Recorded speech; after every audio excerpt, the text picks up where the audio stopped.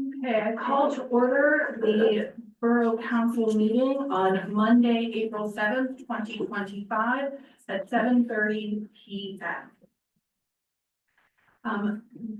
April is National Volunteer Month. It is a time to show appreciation for all the types of volunteers who make our community flourish. Tonight, for our moment of silence, I'm encouraging everyone to think of our volunteer fire company members, our rec, planning, zoning, commission, and library board members, our historical society, Oktoberfest, garden club, civic club, and all of the other volunteers who touch our lives, whether it be here in Green Tree or through your personal endeavors. Let's think of them in our thoughts tonight so that they can continue to be healthy, happy, and make their work continue to impact the lives of many. Let's rise for our Pledge of Allegiance.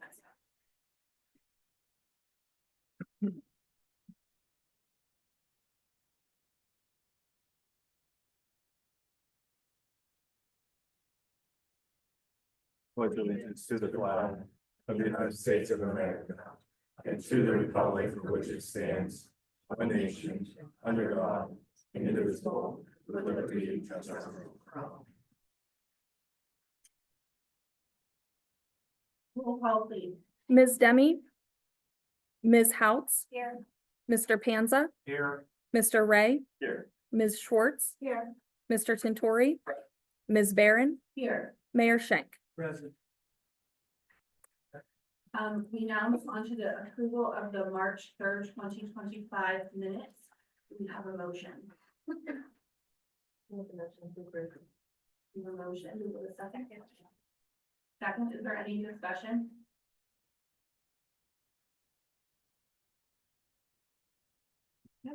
All in favor? Aye. Those minutes pass.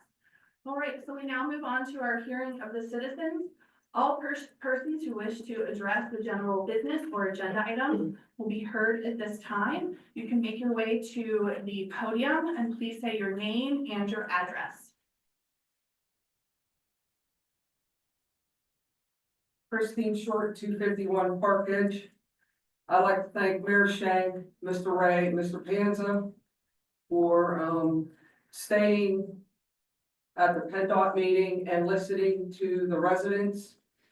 I know council was there at 5 o'clock, and it's sort of the same speech at 6 o'clock, but I really appreciate the two council members and mayor for staying there and listening to the residents. It was important.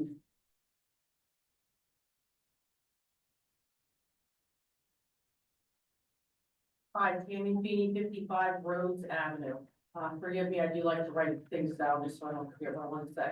I'd like to revisit the topic of on-street overnight parking on Rhodes Avenue between Home Plate, approximately Home Plate and the end of right field. When I spoke to council a couple of years ago about this issue, it was brought up that snow removal and emergency vehicles would be a concern if vehicles were permitted to park along this section. Well, this isn't an issue as proven by the company that was doing work on either Sheldon or Park Edge. I'm not sure because I don't pass my house when I'm on my street. But anyway, they were there for a month and a half. They had a porta-john, big machinery, trailers, huge pipes, and other work vehicles parked in front of my house for an extended period of time, a month and a half. It was an eyesore to have a porta-john in front of my house for that length of time. Unfortunately, we also had one, possibly two fires on Sheldon or Park Edge, while multiple municipalities had to respond. All this took place from February to mid-March, in which there were no issues with snow removal, while the company I don't know if anyone knows the whole company's name, but it was Think Something, because I saw it on the side of the truck. I forgot to write it down. But anyway, they had all their vehicles parked, and the pipes, like, I can't even tell you, 50 feet long. It was fine. That's long, whatever, it was huge, and it took up the entire front of the street for that length of time. We do in this borough give permits for parking in our borough based on ordinance 1517 that was added in 2005. I see no reason that the borough can't issue permits to those residents on roads in which it's essentially a 3-lane road. Any thoughts?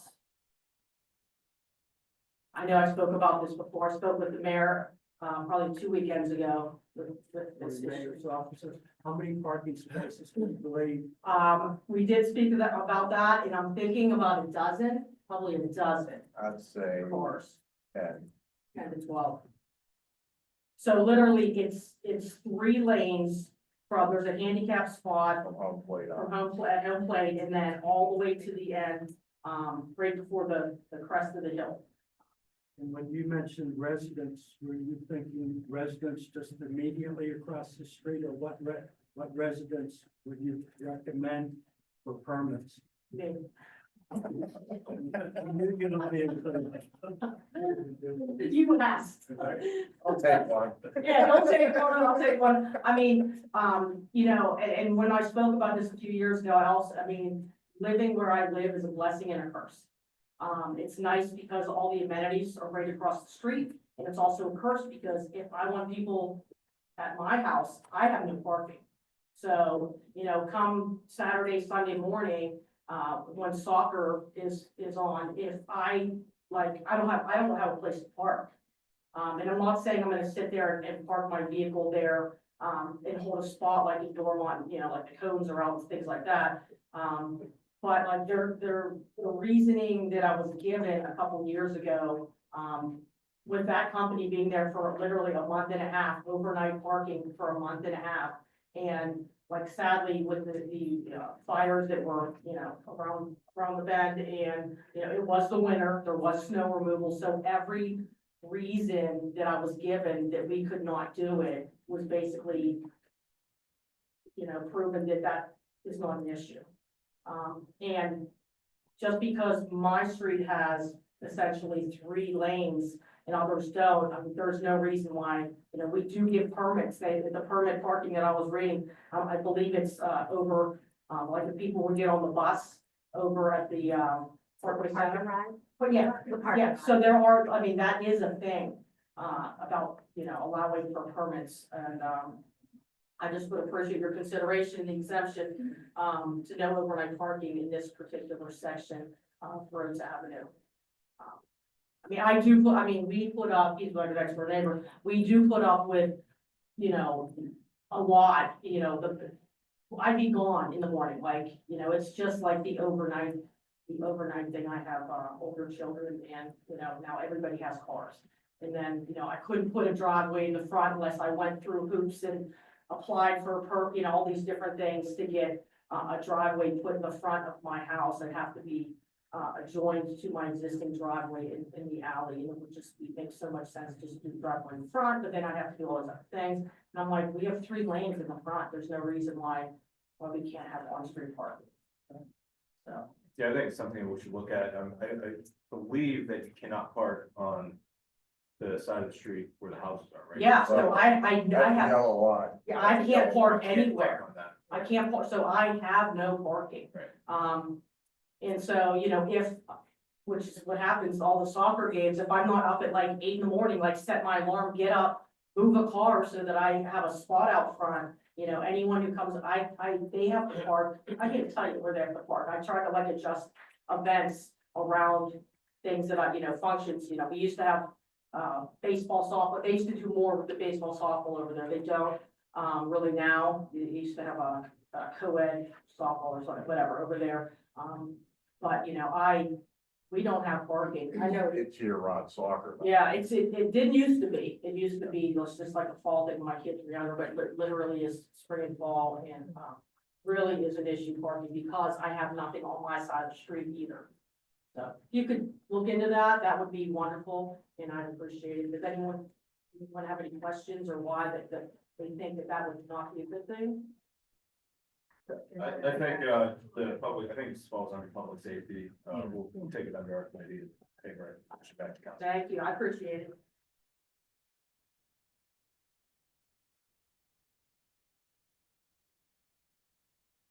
Nicholas Gallis, 322 Forest Drive. So there's a few things I just wanted to go over in relation to last meeting. First, talking about the way the agenda is set up. Ms. Barron, I know you said that you're the one that made the agenda. I just want you to take into consideration the way that it's ordered. In Bethel Park, I know, you know, when I do their meetings there, they have all the reports go first.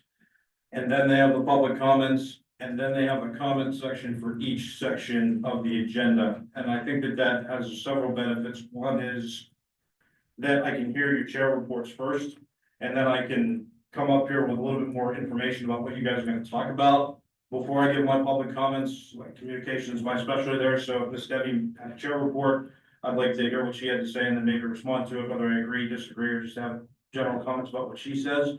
And also, if anybody arrives late to the meeting, they can still have time to give their public comments, because there's a whole section of the meeting that is taking place before those public comments take place. It's worked well for Belt Park, they're very efficient. I think that would benefit here, so if you can consider that in the future, that'd be great.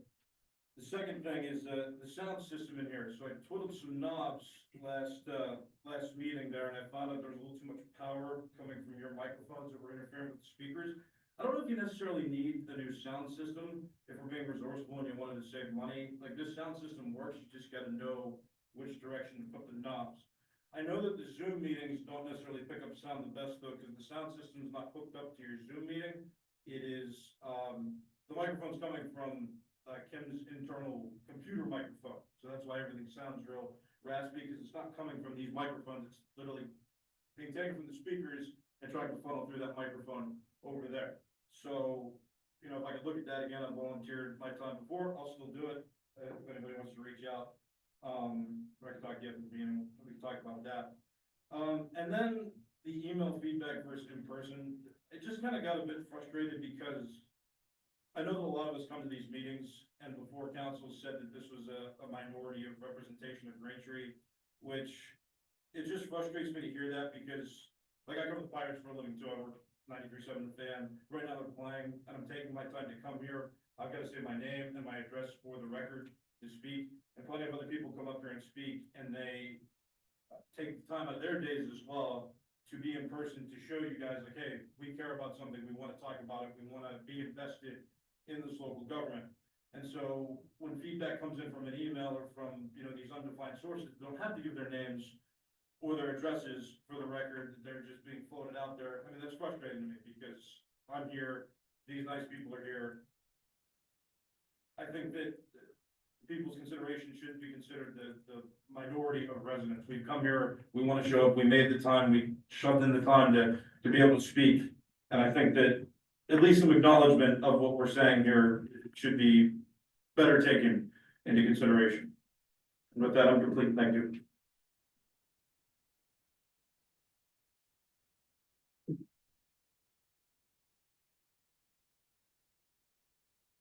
John Poplar, 57 Rose Avenue. I'd like to second that first statement he made about having residents speak at the end of the meeting. And the reason being, I've been coming to quite a few meetings over the past year.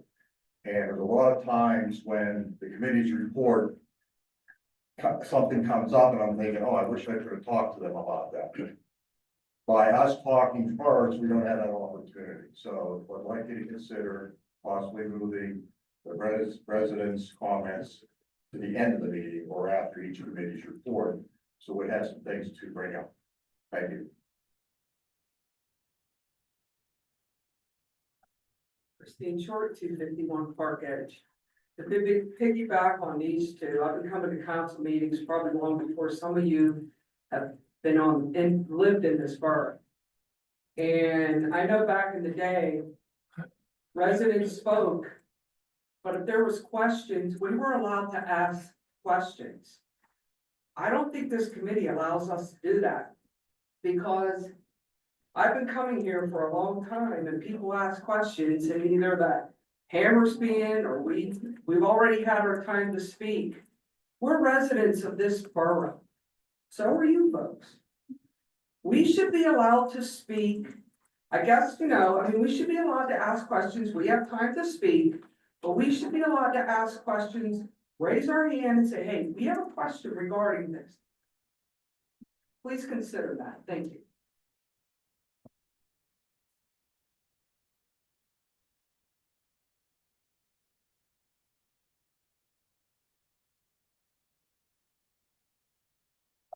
Chris Scott, 669 West Vanilla Avenue. I just wanted to bring up a point that the police force now is better staffed. I would really like to see, them using, I don't even know what it's technically called, but there's a speedometer sign that Chief Clary used to put down in Manila on various different telephone poles. There's still brackets there for its mounting. It did a lot to help control a lot of the speeding traffic that comes down through there. Now we're in spring, there's a lot of kids who are outside playing on the streets, mind the neighbors, riding bicycles, and I've seen several cars that just fly through the stop, especially not stopping at the top of the hill there. I just know it really kind of reduced that before. I'd like to see that part up again. And just piggybacking off the top of the traffic on Manila, I would like to see the council take a larger role in focusing on the 79 project as it was presented. I know that I have a serious concern about the amount of traffic that will be routed through Manila, especially going up roads, Poplar, those areas. Right now, there are no sidewalks on some of those roads. There's a lot of kids that walk up and down the street, so I just think council should take a much more active role in understanding that project. And you know, just expressing our community concerns about safety there.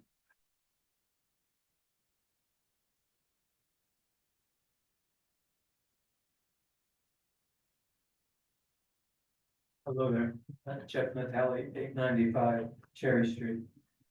Just to piggyback off of what he was saying there, that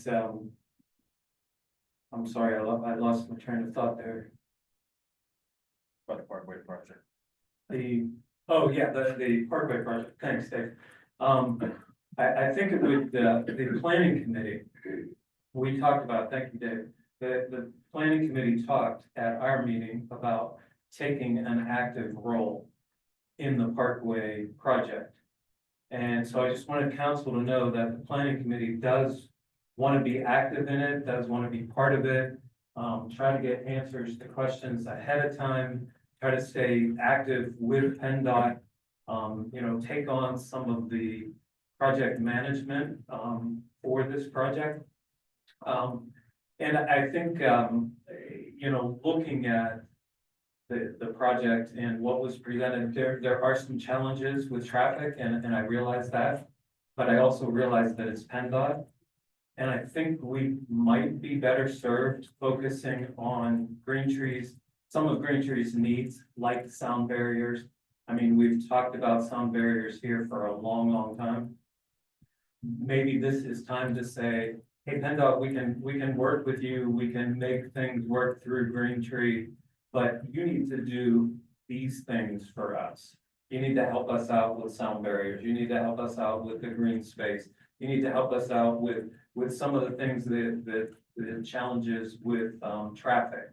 Will we need speed barriers? Will we need you know, other things on the street? So again, I think if we could get a group of people working directly with PennDOT along with council and the planning committee, it would go a long way for the project. Thank you. And thanks for reminding me, Dave. There's gonna be more, I'm gonna steal anyone's thunder, there's gonna be more about the interchange later. But I did summarize factually what they were proposing. After I attended both meetings, as was pointed out, I attended the one with the public officials, and I also attended the one with the citizens. Then I did a summary of what they were proposing and prepared a summary. I was gonna hand it out to council tonight. I also have a summary on that chair. I sent it to PennDOT. The two people that did the presentation then asked, is this accurate? I was not taking a stand. I think the starting point on any discussion is to get the, you know, understand exactly what they're presenting. And both of them got back to me and said I accurately summarized what they present. So I do have, it's on one of those chairs over there, 2-page summary that PennDOT said was accurate with a picture. And also over in that chair, I'll talk about it later when I talk at the end of the meeting. I also went to Marion Manor, other handout with Marion Manor, what they're proposing. It's not in the city of Pittsburgh, but anyhow, feel free to pick that up, and you'll hear more, I'm sure, about the interchange and the workshop coming on there. Thank you. And I will, one last thing, and I talked to the police department about getting that sign, tell them what the speed is. We do have to get more, up to date on that technology. Chief Cleary kind of had the sole knowledge on that, but we have to get up to date on how to do that. Thank you. Sam Southwick, 1195 Green Tree Road. I just want to make sure that council is going to be advocating for Green Tree as the PRT meetings start to take place at the end of this month, and in conjunction with the fact that we have a PennDOT restructuring of 376. I want to make sure that the traffic patterns that are going to be altered should we lose 338 and 36 bus lines are going to be advocated to PennDOT because it's going to impact the amount of traffic flowing through our borough. Thank you.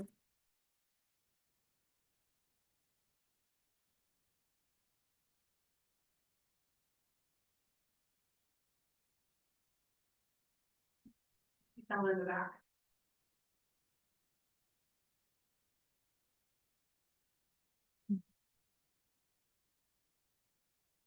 Aldo R. Kaladi, 143 Sheldon Avenue, 15220. The being able to comment at the hearing of citizens might be helpful both before the meeting begins, as we do now, and perhaps toward the end of the meeting also, so that things that are brought up during the meeting, the public would comment. Sort of along that line, because I'm not exactly sure what all is going to be discussed at the meeting, but I'm going to raise some concerns at this time. I'm looking forward very much to the presentation concerning the Trumbull Bridge, reconstruction. I have been concerned about this for some time and been looking for some sort of an update, particularly since it's been several years. I understand that the bridge is regularly inspected, and that is, of course, very important. And I think that should be a topic for the infrastructure committee. Perhaps when there are meetings of Borough Council, I included in the report for the infrastructure committee, there could be a notation about that major portion of our infrastructure being the bridge, what the status of the project is, when the last inspection was, when the next inspection is scheduled, and whether it passed the inspection, those kind of things. I think that could be something that would be very helpful to bring up during infrastructure portion of the meetings on a regular basis. Also concerning the Trumbull Drive Bridge, there was a discussion at the last meeting concerning various members of council wanting to schedule a meeting to discuss this Trumbull Drive Bridge project, and there was some disagreement, or I'm not exactly sure how to talk about it, but some discussion that the proper point of contact procedure was not being followed concerning that. And I do believe that the solicitor, Mr. Leland, mentioned that he could draft a resolution to deal with these kind of situations concerning the contractor. I don't see that being listed on the agenda for tonight's meeting. So I'm not sure exactly what the status of that resolution might be, or if such a resolution is being considered. I would think a resolution like that would be a good idea. And I'm looking forward to perhaps at a future meeting to seeing the text of that resolution. I didn't see anything on the computer agenda, the 50 or so pages that were listed there. I didn't see anything about a resolution. So that would be very good. Perhaps the attitude is that such a resolution is not needed now that we're having this meeting, which includes a presentation about the bridge. But I think a similar situation could occur in the future, especially because an issue such as safety matter, like the condition of the bridge. So I think I'm a little bit troubled by having to follow some not really defined point of contact system to deal with something as important as public safety. So that's my concern about that. Now, going on to the meeting concerning the parkway that was recently held. I am interested in the sound barrier portion of it, but I don't think it was adequately addressed at the meeting where the sound would go, or what would happen to the sound. If the sound barrier was built, how would that change the noise situation? I think that's important to find out which direction the noise would go, or would it be suppressed, or whatever the story is about that. But more importantly, I'm very concerned about the discussion concerning the Poplar Street ramp the Butler Street ramp, that is now an on-ramp heading toward Pittsburgh, I understand will be eliminated, and in its place, a ramp coming off the parkway, coming from the airport direction toward Pittsburgh. There would be an off-ramp there created, which would be a new off-ramp, which would somewhat, be somewhat close to the swimming pool property and the maintenance area. But also that, off-ramp would, connect up with Poplar Street, and I believe then traffic would not have to continue on and get off at Green Tree Road, near the, Olive Garden area. They would be able to get off like a block or so sooner, sort of, when they were coming from the airport. And I think, that would cause a lot of traffic to be diverted onto Poplar Street instead of Green Tree Road, which would cut down on traffic going along Green Tree Road into our business district, but also increase, traffic significantly on Poplar Street. And, I spoke to several of the representatives from PennDOT, and they talked about how it would allow you at the end of the ramp to turn left and head toward Foster Plaza. And they were very, much interested in that as a way to alleviate traffic, but I think also turning right and heading toward, the Pittsburgh Testing Building, the swimming pool entrance, and to the intersection with Poplar and Roads, which is a four-corner intersection. And, that would increase traffic in that stretch. And there's no traffic light along that stretch. I think it would turn that stretch somewhat into another Green Tree Road in terms of the amount of traffic. And people would be able to use that as a shortcut to get to Green Tree Road, and then even go to Dormont and Mount Lebanon and places like that. And it would increase the traffic, particularly at that four-way stop sign, which is very close, of course, to where we are right now at Poplar Street and Roads. And there's continuing problems there with people not stopping properly at that stop sign, and it's difficult to cross that intersection at various times of the day. So I'm very concerned about that. As the system is there on Poplar Street now, there's the ramp to get on toward the airport and the ramp now to get on to head toward Pittsburgh. Both of those ramps allow traffic to get off Poplar Street and onto the highway, onto the parkway. By putting this ramp there, to allow parkway traffic to get off the Poplar Street, it would do just the opposite. It would allow traffic to get off the parkway and on the Poplar Street. So it would have a negative effect on the traffic on Poplar Street, particularly in the stretch between, the ramp and the four-way intersection at Poplar Street and Roads. Also, there's a portion of residential area on the other side of Poplar Street heading down toward the McDonald's restaurant, after you pass the intersection with Mansfield. So there's residential, folks that would be impacted there. So I think, Borough Council and perhaps also the Infrastructure Committee, and Planning Commission, whoever, I think the more the merrier in terms of being interested, in this project. Thank you very much. I'll just give you just a quick update on at least the sound barrier. At that meeting, I was looking and they kept saying proposed sound barrier, proposed sound barrier. So I asked, are you gonna commit, can you tell us right now that there will be a sound barrier? And after a minute or two, they said yes.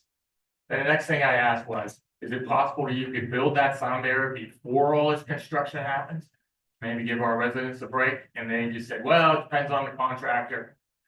So hopefully we can keep making sure that some of the things, at least we can try to control the best. So just an update on the sound barrier.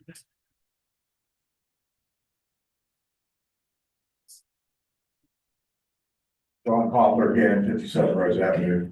I was at the PennDOT meeting, and I know some of the residents were concerned about the Poplar Street exit. To be honest with you, I'm for it. I'd like to see that exit go in there. I think it's gonna alleviate some of the traffic that's coming up the Green Tree Road, because the residential people will go down there. Now, there's some options that could be done. You could say that exit is not allowed to send trucks down there. No trucks allowed on that exit, that's awesome. That eliminates a lot of your concerns about this, tractor trailers getting stuck beyond Poplar and roads and things like that. The other option is you put it in, I said at that meeting, you put it in, you run a traffic test afterwards for a period of time, see how much additional traffic is actually going up Poplar Street towards Rose, to see if it really is a problem. I think we're putting the cart before the horse, when we should be doing it the opposite. Put it in, see how it works. If it does add a lot of traffic going up there, and the residents are upset about it, and council's upset about it, then you put a no right turn at that exit. Make all the traffic turn left on the Poplar, and then they're gonna have to go up the Mansfield, which is gonna be 3 lanes now. They set it all the way up. And I guarantee you, people are not gonna take that exit if they can't make the right to go up into the residential area of Rose Avenue. So that would solve the problem if there was too much traffic. But I'm all for putting it in first, do a traffic study, and see exactly what's going on before you make a decision. Thank you. Hi, Karen Rotorola, 179 Arla Drive. Just something to consider when you are talking about the exits, and I'm sure most of you know you have kids that do the summer rec program. With the summer rec program and the pool in the summers, it is a highly congested area for kids walking. So a lot of the summer rec kids will walk home, they get permission slips, they sign, they do walk across that street all over that area. So just wanted to bring that up to make sure you're thinking about that when you're thinking about the traffic coming on that area. I know it's just for a short period of time, but there are a lot of kids that use our summer rec program and that do walk. Thanks.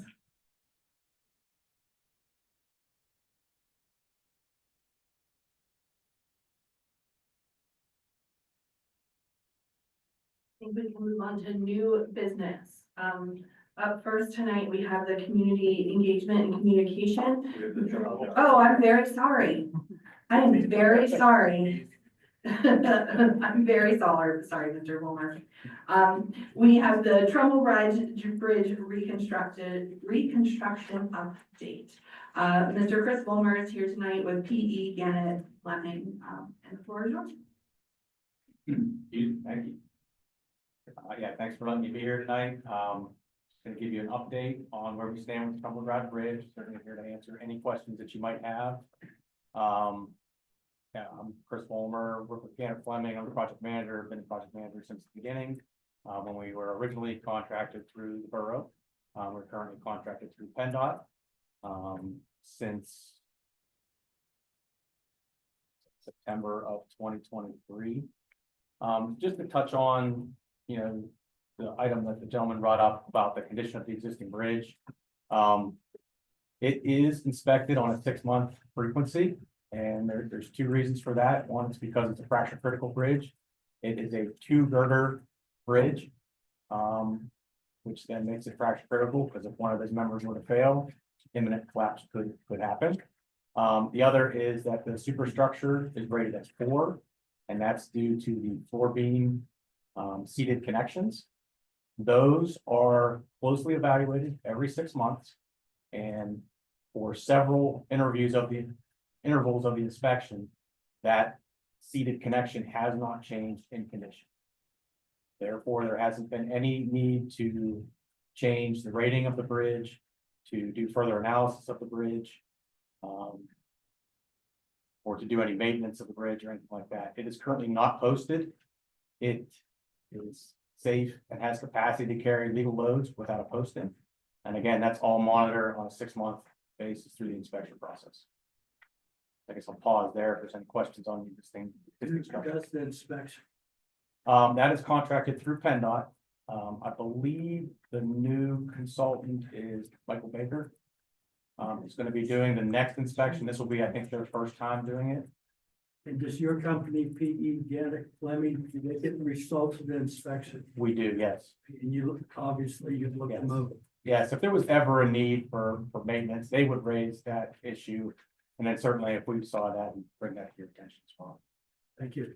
And Mr. Bomar, could you tell us, just so that the citizens here know as well, when the last inspection was and when the next planned inspection is going to be? I believe the next one is this spring, if I'm correct. I'm not sure exactly which one. I think it's typically in the fall and spring. Yeah. Do they have it at the same months every year? Yes, they have to happen. They have to start within within the month, that same month, every cycle. Yeah, they can end the following month by a couple of days. They always have to start on the same month. Yeah, information we got tonight says, superstructure current condition rating 4. Yes, Is that out of, at 10. so 10 is Good, that's good. 4 One is bad. One's bad. At what Or point, 0, there's a 0. at what point, would there have to be certain limitations put on the bridge?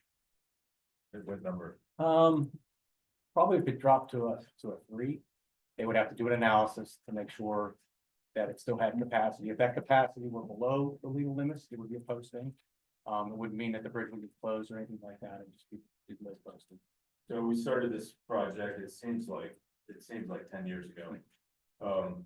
When the bridge was first inspected and we realized that there was a need for a new bridge, what was the superstructure current or superstructure condition rating?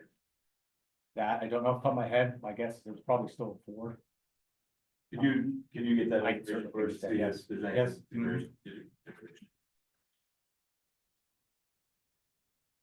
Yeah, I can summarize the history if it has changed over that period. But I'm assuming it hasn't changed recently. It has not. Again, and that is due to that seated connection. There's several of them that have this condition. Some of them are a better condition than others. And then they measure whether that angle is deflecting more than it's allowed. It hasn't moved at all in several iterations. Mr. Ray, if you remember from that meeting, I know it's been years and years ago, but 4 was the condition. Where that's why we have the emergency meetings and that, because they determined it was condition 4 out of 10. I mean, that's in the minutes and you were on. Yeah, I don't have that good memory. Yeah, I So think did a lot. yeah, so he is correct. It was 4. Any other questions on the existing bridge? We can come back to it too. All right, so as you mentioned, it's been since May of 2022 since I addressed you guys on what we proposed for the bridge at that time. So I figured I'd just walk through the timeline on how we've gone from May of 2022 to now April of 2025 and why it's taken so long, and then what are the steps moving forward. So again, in May, we met with you guys. You approved the structure type, which we then got approved from the railroad, which is a very big step. We were given notice to proceed to work on preliminary engineering through our contract with Green Tree Borough. Over that time, we started putting deliverables together, and we moved into the fall of 2022 and started discussions about, is there available funding through PennDOT that could be utilized for this project? So we started conversations with PennDOT in the fall of 2022. Those conversations then continued into the winter of 2023, at which point PennDOT was able to find money and agree that there was money for grants for this project. In order to utilize those funds, the consultant had to go through a solicitation process through PennDOT, which we originally did not go through. So at that time, bids were put out or advertisements were put out for engineering services. We, Gannett Fleming, submitted on that and were selected for the project in April of 2023.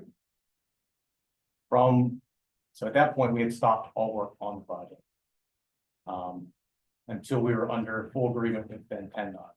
So then from April of 2023 until September of 2023, we went through that process to get together a scope of work, to get our engineering price proposals together and get all that in order, get it negotiated, and then get it accepted through PennDOT, which we were then given notice to proceed in September of 2023.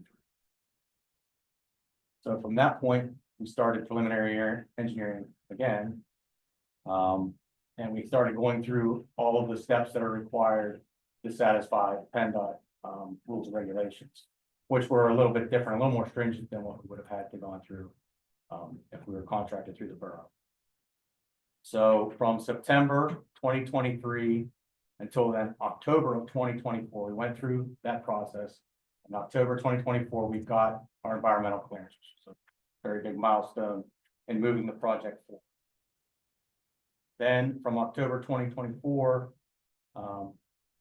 until, through the winter until basically now, we started scoping and putting a price proposal together for final design to complete Trumbull Drive Bridge.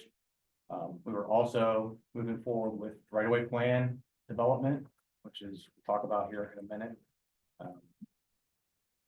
So we got our price proposals in, we negotiated all that, then the process kind of got held up for a month or two. And that is because PennDOT had to go to their DPMC meeting, District Program Management Committee meeting, to request additional funding because the price of the bridge, the cost of construction of the bridge had gone up, and the estimated engineering costs were a little bit higher than what they expected. So they had to go back to their DPMC meeting, request the funds, and get that approved before we could get notice procedure on final design, which we then did get on March of 2025. As of this moment, we now have notice procedure, the final design, and are moving. I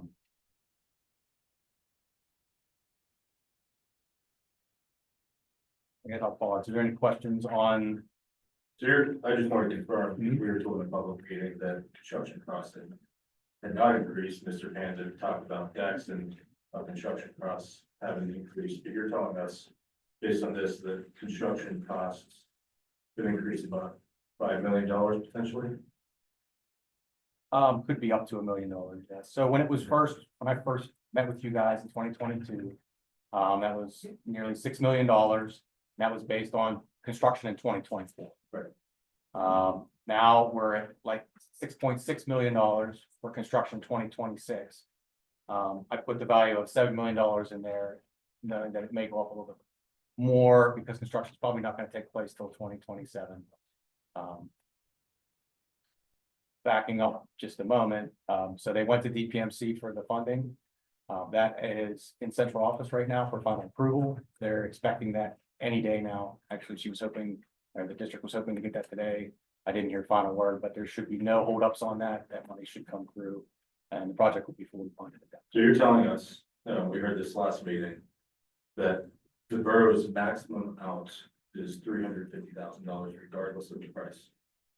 I think the borough's maximum out is 5% of the total cost. And I believe it's total cost of construction. Is what I recall from the last So conversation. it's more than $7 million. It's more than $350,000. Correct. That's not what we were told last year. So David, the meeting, I believe it was in February, you asked the question, and my response was based on the information that I received up until I believe it was last November. And upon reaching out to the PennDOT project manager and Chris, apparently there had been, this project is now managed by PennDOT. And much of the meetings and negotiations are completed between them. I was not privy to this information at the point in time you asked the question. It was February 3rd. Ms. House reported on it last month. Right, and that meeting had not taken place, the PennDOT meeting had not taken place at our March 3rd borough meeting. So the information that was presented March 3rd was the most current to our knowledge at that time. So it's still significant savings to the borough because of this federal and state funding. Yes, I mean, if the project would have stayed on course in 2022, it would have been $5 to $6 million. And it did stay on course because it was held up with this TIP program. Is that because of the funding? It dragged out because for a number of reasons, but one of them was because to get the PennDOT funding, they had to go through a approval process to get that. Okay. Yeah. And so this is the max out for construction. We're also design costs are now fixed fee because we have contracted you for those design fees. Yes. We've already voted on that. You have that contract. Yes. Okay. And then I think it's also important to remember that not only did we receive, upwards of over $6 million for funding of this bridge through federal and state funding, we also have another $500,000 through the Borough Transportation Fund grant, which will also supplement, what will be used to pay this. So do those PennDOT funds come to Green Tree? So They come this through is the state. through the state to Green Tree, and then we pay the contracts. Okay. And that's your understanding? Yeah. So then, It's a reimbursement system. It's called the engineering and construction management reimbursement system. That's how. how quickly do we get reimbursed? We get, I couldn't give you the exact timeline, as Chris and I just have discussed on multiple occasions, the ECMS system is a little bit complicated. And there's multiple levels of approval, and once those go done, they go back into the system. And then the reimbursement comes back to us. It's. Yeah, so I think like right now, we submit an invoice, it goes to PennDOT, they approve it, and then it goes to Borough, they approve it, and then the payment goes out. The payment goes out from the borough to you Yeah. in terms of the reimbursement back from the state to the borough. How long does it take to? You said it's a reimbursement program. We don't, I'm sorry. So my understanding is that the money comes in and then we have to pay it out. So, We We don't make the They payment don't make- until the money comes, Yeah. correct? so we're gonna get 5.6 million from the feds. It doesn't come in like a big lump sum. It gets reimbursed as it gets spent. So in other words, Right. if Bannon Plumbing submits an invoice for $17,000, they put it into the EMS system or the ECMS system. And then it gets kicked back. to us. It's multiple layers of approval. And I assume the contract, when contractor got agreement will be the same. They will submit it. And then, the question I've been asking, especially these federal funds, are these discretionary or mandatory funds? In terms of the federal funding related to construction sites. I'm not sure I understand. Can that be? I can tell you that I did specifically ask that question as a follow-up to a question you've been presented. And I was told by state project manager that it was not considered discretionary. So it's guaranteed funding. In your experience. Yes, it's guaranteed funds. Once it's approved from central office, which hasn't happened yet, but it's gonna happen. Any day. Any day now, it will be. Like, they were hoping to have it today. Just hasn't happened. So then, there are two approvals, one for the federal funding and 5.6. Nah, I think it's all one. Good. And if it goes over 7 million, Yeah, I keep saying she, that's the department's project. I believe she put in, more than 7 million program amount. So if they have it, if it goes over that, then we'll request more. Dave, maybe to clarify a little bit, unlike some grants where, we may receive $100,000 grant for sidewalks, perfect example. So we put in for $450,000 grants for the sidewalk. They awarded us $247,000. So we will now reduce our scope because we can't get more than that 247. That's the max. And then we have a match. With this program, it's not really like a grant program. It is a funding mechanism wherein they will pay the feds 80%, the state 15% of what it costs. So if the bridge would turn out to be $10 million, the borough is still on the hook for $5 million of the actual construction. 5%. 5%. But that's two of those. Sorry, no, so we're 5% is our out. And so we do have 350,000 budgeted through bond proceeds, and then we have another $500,000 in grant proceeds. Provided the grant proceeds can be utilized to pay or share, the bridge could end up costing the borough, other than the preliminary engineering that we had paid before this started. so, I know Ms. Miller's position on this, I just want to hear from you too. There's zero risk in the funding. Approved, I believe so, yes. Do you believe so once it's approved? I mean, there's been plenty of programs, federally funded programs over the past couple of weeks that have been congressionally approved that have gotten cut. So. I can only tell you what I've been told from PennDOT, and that's what they. Yeah. Just so I'm clear, the feds are agreeing to 80%, but they are agreeing to 80% of 7 million or a little more than 7 million.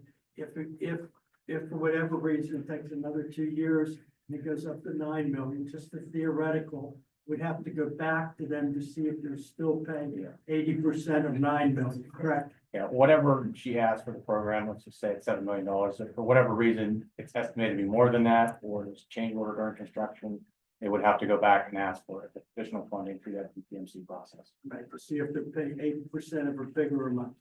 So we're hoping that whatever 80% of whatever number was put in, that we can do it for that. Yeah. So we don't have to go back to take any kind of risk. Thank you. Construction begins when? Yes, we can touch on that. So right now, like I said, we got notice to proceed for final design. Really, the two biggest things that are dictating the schedule is the funding. The funding is, what I'm told, is not available until for construction 2027, 2028. So backing that off, we can't let the project until the end of 2026, which is why we have a October 2026 let date. Wait, say that again, the funding isn't available till when? The construction funding isn't available until 2027. 2027. Starting 2027. We'll have to start in. Yeah, they can let the project the end of 2026, then the contractor won't start until. Then how long will it take? In a perfect situation, it would be a one construction season, 1 year. It'll probably drag on into 2028, spring of 2028, if I had to guess. We'll have some final punch lists, like some seating and things like that. So we have to be hopeful that this funding, that there's zero risk through 2028. Yeah. Yeah, I mean, there's a couple variables. I mean, one, it's competitive bid, so that's a good thing. You know, it's a medium-sized project, so you should get a lot of bidders on it. It should help hopefully bring the price down a little bit. But then you're also fighting the escalation, which is, you know, very volatile right now. So you never know which way it's gonna go, up or down. So. The other thing that's driving the schedule is the right of way. Right of way acquisition is taking anywhere from 12 to 18 months after you have an approved right of way plan. So we're hoping to have an approved right of way plan, hopefully by June of this year. And then again, within that 12 to 18 month timeframe in October of 2026. So the right of way and the funding obligation, those are pretty much the two things that will dictate the. What additional right of ways do we need that we don't already have? There are several different types of right of way that are required. There is required right of way at 3 different parcels, 3 different quadrants of the bridge for guide rail installation, just because the final guide rail is going to go outside the existing right of way limits. There are slope easements, which are permanent slope easements because the final grading around the bridge will go outside of the existing legal right of way. And then there's temporary construction easements, which are areas at all 4 quadrants of the bridge that we will take for contractor access, contractor staging. It's only for construction use, and then it gets turned back over. So how many of those 3 types of right of ways, how many we have to get from the railroad? There's one from the railroad. And what type is it? I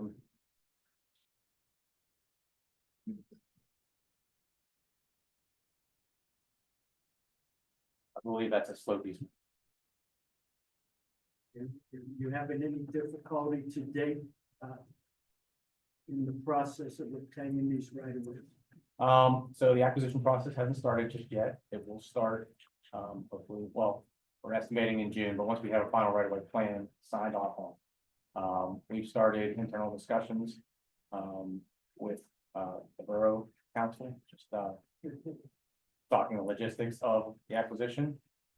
We had a preliminary engineering, PUC meeting with the railroad.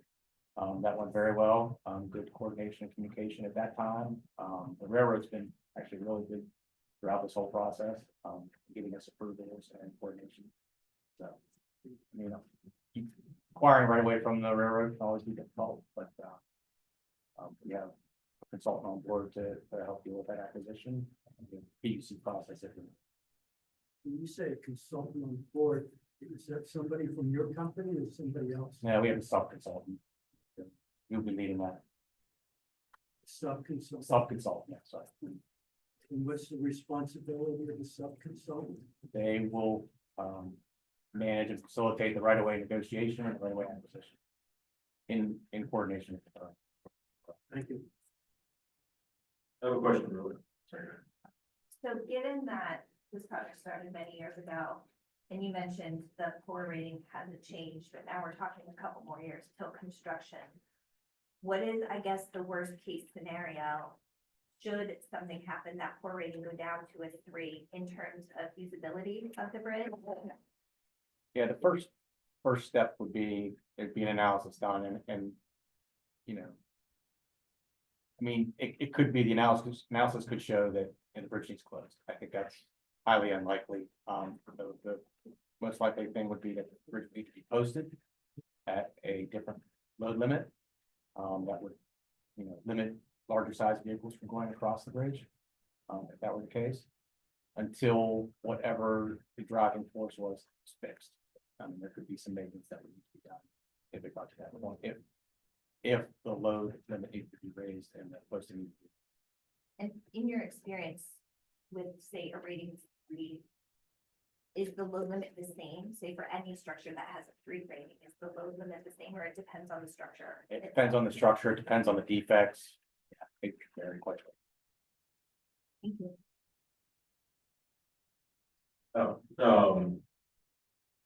So it sounds like right way for the railroad, necessary slope right away, so I assume some embankment or something. If something happens to the railroad that's during construction, it's possible there was a landslide there.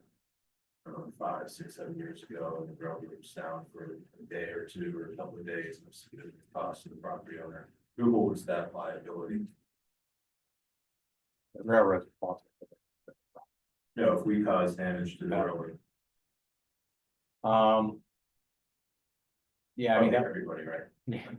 yeah, I mean, that the contractor, would, you know, it'd be a debate with the contractor on who's responsible. Normally in that situation, keep the project moving. Yeah, I can't say it's exactly how it would go down, but the contractor would mitigate the issue, whatever it might be. And then there'd be conversations afterwards about who's responsible for it, and who's paying for it, right? Okay. If something were like that would happen, the railroad could dictate that it would need to be fixed immediately because their service is being impacted. And again, normally a contractor would take care of that. Yeah, figure it out.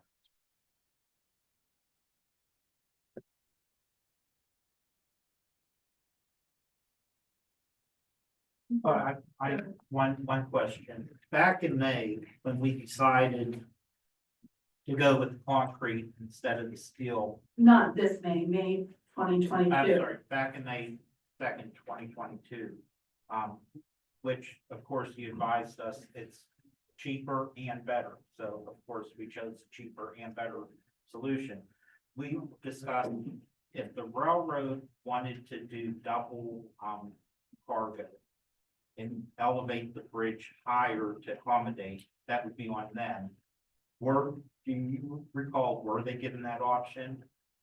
Were they ever approached? We talked to them about all the criteria that they wanted for this site. We talked quite a bit about the clearance, on the vertical clearance under the bridge that they requested or that they needed. Yeah. And we provided that to this point. They never really brought up a double stack going through there. Okay. Well, true, but I mean, I just remember we were gonna say, hey, did you wanna change the design to allow the double stack while we're doing it? And I guess they said no, basically. Yeah, I mean, like I said, we had the conversation, we submitted our 30% plans and documents to them, they approved that, so. Okay. Yeah. Tunnels. It's all with bridges and.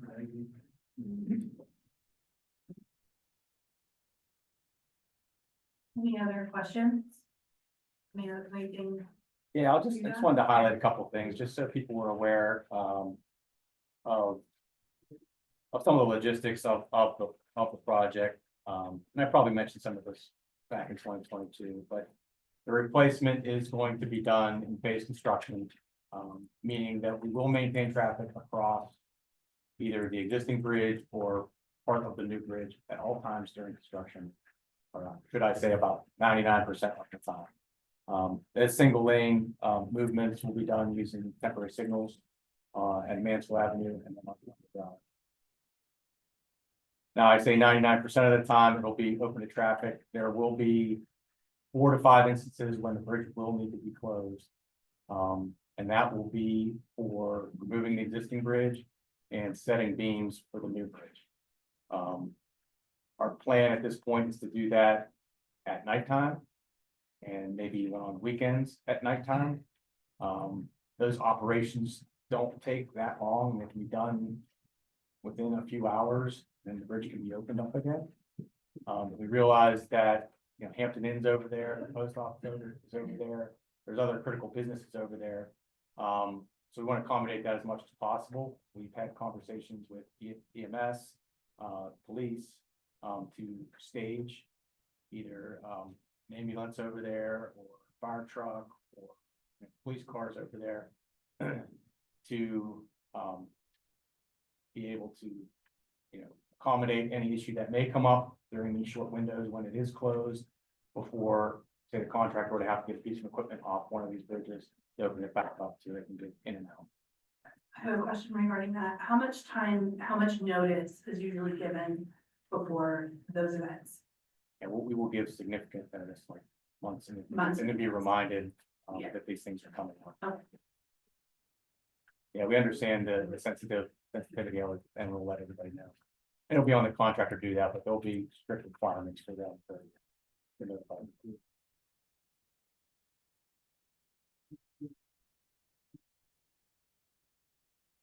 Yeah, that's all I got. I just want to make sure everybody was aware of those topics.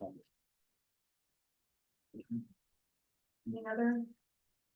questions? Well, I just wanted to remind everybody that when council received the notice about building the bridge, the first proposal the council had was to pay for this through a bond issue, which we did. It was 2% at the time.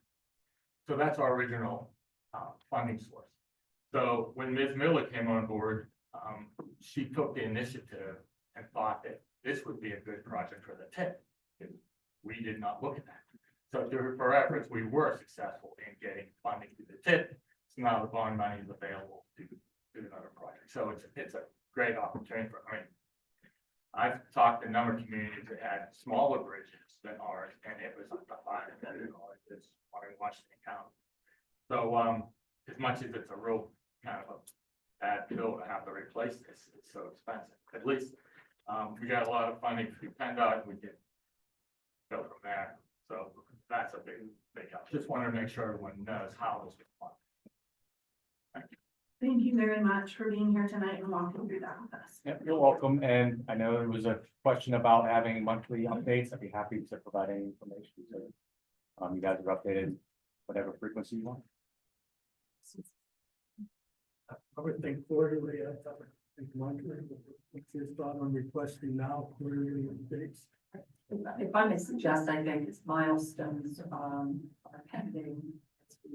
Significant jumps throughout the project. I think that's a great time to, hurdles that we've been able to get through. That would be Yeah, and Judy, I'll certainly keep you updated. And well, yeah, as we hit major milestones, I'll send you a formal update. Yeah. Thank you very much. You can give that microphone back to Kim, that way. Thank you. I'm sure it's turned off and there's that. Okay. So we can move on to our new business and committee chair reports. Up first is community engagement and communication. Ms. Demi's not here tonight, so I believe that she gave her notes to a committee member. We did, all right. PRT update. As you know, Pittsburgh Regional Transit, or PRT, proposed a huge cut to services based on funding pressures, including the total elimination of many lines, which includes the number 38, which goes through Green Tree and surrounding communities. The borough manager wrote a letter to PRT and shared with PA House and Senate representatives, co-signed with some of the other communities serviced by this line, including Center Township. Information on how the community can weigh in was posted on Green Tree Borough website and Facebook as follows. Pittsburgh Regional Transit's Board approved the opening of a public comment period to gather feedback on potential service reductions and fare increases that could take effect in February of 2026 without additional state funding. The public comment period will run through June 18th. Input gathered will be shared with state officials to demonstrate the far-reaching impact of potential transit cuts and the urgent need for a sustainable funding solution. You can submit comments through online at www.rideprt.org/funding-crisis, in person at PRT's Downtown Service Center located at 623 Smithfield Street, Pittsburgh, PA 15222, by phone at 412-566-5525, by mail to Pittsburgh Regional Transit Attention Funding Crisis, 623 Smithfield Street, 3rd floor, Pittsburgh, PA 15222. Public hearings. PRT will also hold 3 public hearings. Registration is encouraged but not required. The sign-up form is available at www.rideprt.org/funding-crisis. Hearing 1 is to be held on Tuesday, April 29th from 9 a.m. to 1 p.m. and 3 to 7 p.m. at the David L. Lawrence Convention Center at 1000 Fort Duquesne Boulevard, Pittsburgh, PA 15222. Hearing 2 will be held Tuesday, May 6th from 9 a.m. to 1 p.m. and again at 3 to 7 p.m. at Soldiers and Sailors Memorial Hall and Museum, 4141 5th Avenue, 3rd floor, Pittsburgh, PA 15213. And hearing 3 will be held Thursday, June 12th, 9 a.m. to 1 p.m. and 3 to 7 p.m. again at the David L. Lawrence Convention Center, 1000 Fort Duquesne Boulevard, Pittsburgh, PA 15222. Again, all of this information is on the borough website, so you can look for it there. We highly encourage all the residents to make their voices heard. This is the main bus line through our community, and it is one of the reasons a lot of people love living in this community because of direct access to downtown through the bus. And if I may add, we also just received a link from PRT that you can go on, post the link on the website, should be up by tomorrow.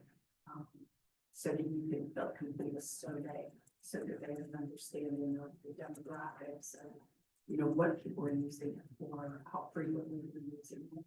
We really encourage the community, anybody who know that uses the PRT and relies on it for whatever reason, it's critical that you provide that level of feedback. So I will add one more thing, that it's not, I would encourage people who are not just PRT riders. I am a PRT rider. I ride the bus multiple times a week to go to my job, to and from my job downtown.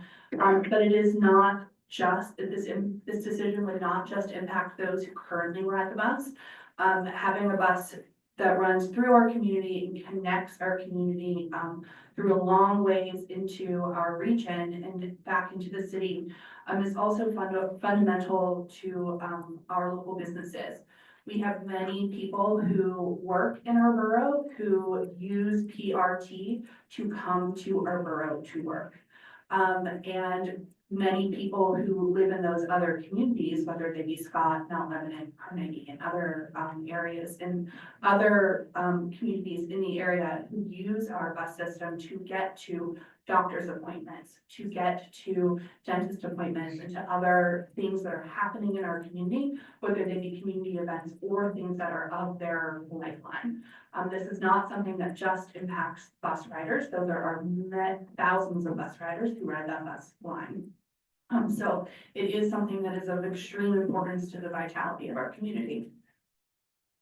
All right, for the committee, our committee met on March 11th. We did have a discussion regarding adding workshops to the agenda. First, we worked on the definition of what a workshop would be. A workshop meeting of Green Tree Borough Council would be called for additional community engagement and feedback. Workshop meetings would be in addition to regularly scheduled committee and council meetings would not be voting meetings, but would include interactive discussion and significant community feedback on narrow and timely topics. Structure was discussed, opening remarks, discussion of council, hearing of citizens, wrap up, a switch of order compared to council meetings to ensure residents have all relative information before giving feedback, to increase the transparency. Additional topics that we talked about that would be relevant for workshop meetings would be budget meetings, audit meetings, state of the borough meetings at end of year in addition to the budget meeting. And that committees would have the power to call a workshop meeting with clearance from council president and borough manager to ensure topics fit the definition above. We're going to continue to discuss this and come up with a policy to present to council in the near future. But, you know, we definitely want to work on, you know, creating a structure for our workshops so that they are the most productive and, you know, interactive with the community and council. That is the end of. I think we should add, presentations by again, following on the bridge to the workshop schedule. Would have been a perfect fit tonight. And you're more than welcome to stay, or Okay. you can Yeah, leave too. Excited. Yeah, you're not expecting you to stay. Especially if you're on the clock. Maybe that's. Thank why you, it was everybody. discussed. Yeah, nice for coming. Thank you very much, Mr. Schwartz. Thank you. Thanks a lot. So up next, we have Finance and Borough Administration by Mr. Tintori. Thank you very much, Mr. President. First, some notes on our financial committee. We met on the April 8th. We had a discussion on the 2025 pool rates, the pool pass rates, and plan to present a resolution for the rates at the May meeting and with sales beginning in mid-May. We had continued discussion of the peer review and with the anticipation of a report for the May meeting also. And also we had a discussion of AI policy in light of information and best practice guidance discussed in a presentation many of us saw at the ALOM conference. The committee really wants to work on this further with guidance from the solicitor to determine a borough policy for both employees and elected officials to reflect best practice and also reflects on how we utilize AI even with our website and how the whole effort ties together. So we'll be looking to continue to do that. So it's a much more complex situation. So that's what we're going to be working on next. That's it in my chair report, but I want to move on to finance and administration. I have some questions. Pardon me? I have some questions. Sorry, go ahead. The performance review policy, we talked about that last month. You said you were gonna take it back to the committee for consideration. I'm just wondering what down on that. We did not talk on that, and so we will put that to the next meeting. Sorry about that. And we also talked last meeting that you were gonna take under advisement, policy for council members contacting contractors. That has not been. No. But we can add that to this next meeting. What do we get done? Okay,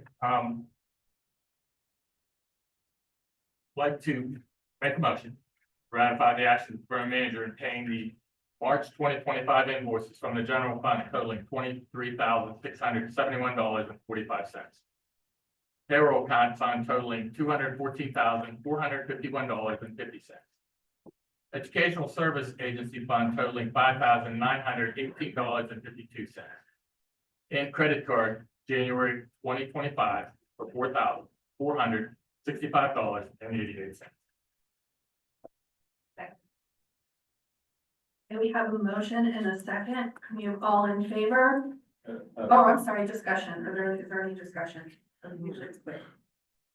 I usually have questions. So it's my understanding the council gets paid a stipend. Certainly not being paid for our time. So I'm curious why council members are charging for mileage. I think that's typically always paid when traveling to. Well, so the time we're traveling to business meetings, we, as long as I've been on council, that is standard practice. It's always been that. standard practice for local chapel, Any travel, including local chapel? correct? I wouldn't know, I've never submitted it. Do we have a policy for that? I think it's typically any travel that is being conducted on behalf of their own business. So again, whether you're going to the Avon conference, if you're going to. Meetings. So local chapel too?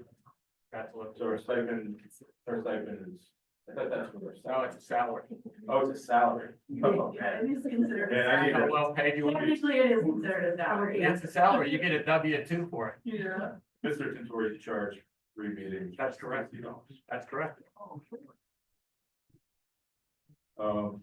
And I'm sorry, I'm not sure where all these questions might fall. It's under item 2 or item 3, so I'll just ask them all now. If you don't mind. IT costs, I know we've talked about this. It's just, I think Mr. Panza, you brought this up maybe last meeting. It just seems like our IT costs are really, really high.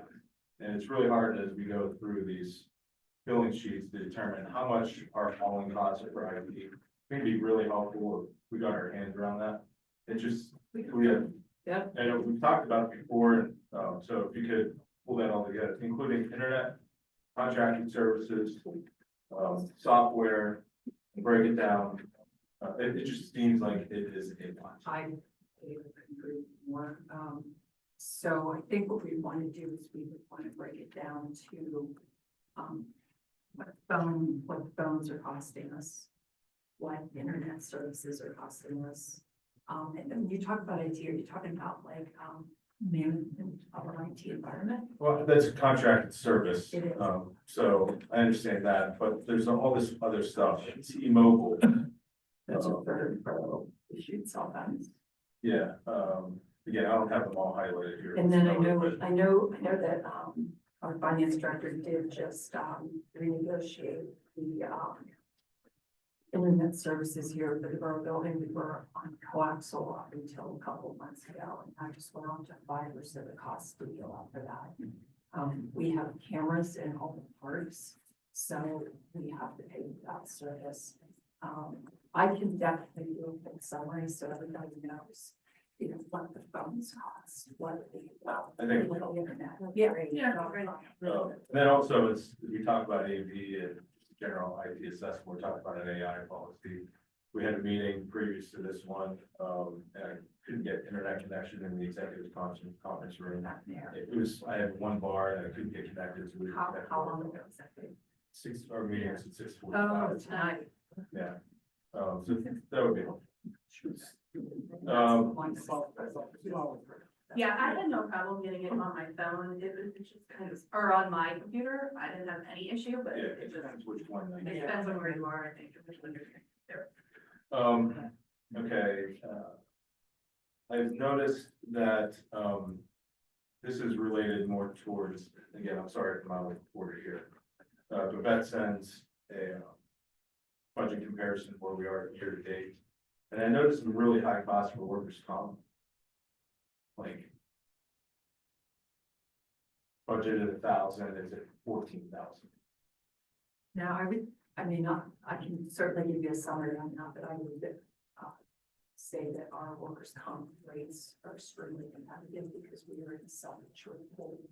And on top of, so we'll pay our premiums and then we get dividends back based on the fact that there's some pretty safe workers that do not get very often. Right, yeah, I'm not questioning the contract, I'm just questioning what she has in her budget. If you look at it, if you look through the, her compared to budget, if you look at workers' comp, each section, there are a couple of sections where the actual year to date, I remember the one was $1,000 budget, actual 14,000. So I don't know if it's like miscategorized or what. So It seemed way out of line. what could happen is maybe there's a linear versus quarterly billing. So in other words, like property and casualty, that could be way under budget, and then come October, it will be over budget because 100% of that. Yeah, but it was, you'll see it. Yeah, It was maybe you $1,000 want to budget. flag it for me that way. It's in all of the sections, right? Every department, there's a workers' comp budget item. Some of them are lower, so I don't know if it's just like she grouped it all into one. Yeah, the numbers seem that the numbers are close enough that it could be one, and then it was just kind of. Did you see that? Yeah, I did see it, yeah. Yeah. Okay. So there's, Ms. Miller, I believe it's your pension expense, somewhere in the billing sheets. Is that so last year, your salary increase was retroactive to the year prior, so I'm trying to get a handle on that pension expense. Is that for last year? Or is,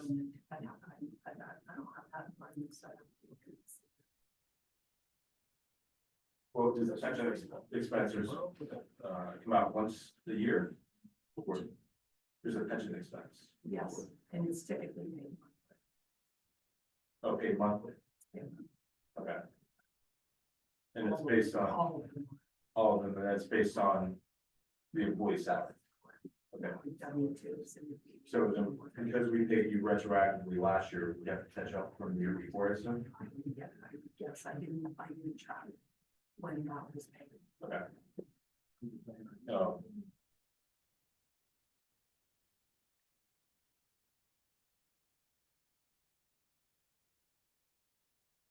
Great. That's those are all the questions that I have. Any other questions? Or discussion? Okay, can we have all in favor? Aye. I minus Mr. $60 mileage. Opposed? Abstained? Okay, that motion passes. All right, we'll move on to. Okay, I'm not done yet. I know. Oh, it's okay. Next up, I'd like to make a motion to approve payment of the April 2025 invoice from the general fund totaling $123,924.67. Storm sewer fund totaling $7,900.30. Sanitary sewer funding totaling $6,040.08. Capital projects fund totaling $68,892.10. And bond fund totaling $71,131.43. We have a motion, do we have a second? Second. You can fight over who has that one. And then, do we have any discussion? Oh, who's getting it? Oh, no, I'm good. No, okay. Do we have any discussion? Question? All in favor? Aye. Opposed? Abstained? That motion passes. Next up, I'd like to introduce ordinance 1908, setting the wages and benefits for the full-time borough employees. Therefore, I make a motion that I move that we pass ordinance number 1908, setting wages and benefits for the full-time borough employees. We have a motion, do we have a second? A second. Okay, can we have some clarification on this one because this was on a previous one? So this ordinance will replace the ordinance that was passed last month. Yes, but why? Why? We have an explanation. There was an error in one of the administrative employees' salaries, the wrong salary amount was typed in. And, in light of a resignation, we have restructured the two positions, so rather than an executive administrative assistant, it will be public communications administrator, and then there will be a receptionist / departmental support assistant. So taking advantage of the error that was in the ordinance last month to also get these two salaries squared away. What was it before? The public community, are these brand new positions? So the public communications, that was in there last month. For $27.97 an hour? No, What was it? no, it was at 24 and some, I don't have last month's ordinance. Yeah.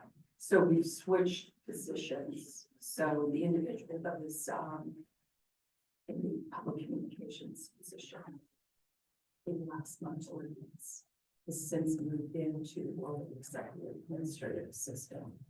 And will absorb those duties in addition to the duties You're the communications students. There's a couple of things that will be moved back to the, receptionist / departmental support administrator. So we're not calling it executive assistant? What was the executive assistant being paid, less than 27.97? No, that's what she was doing. So, What had she stayed? so why?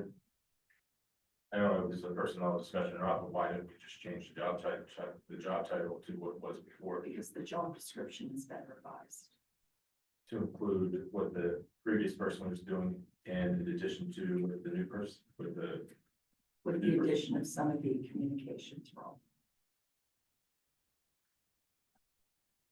It doesn't have.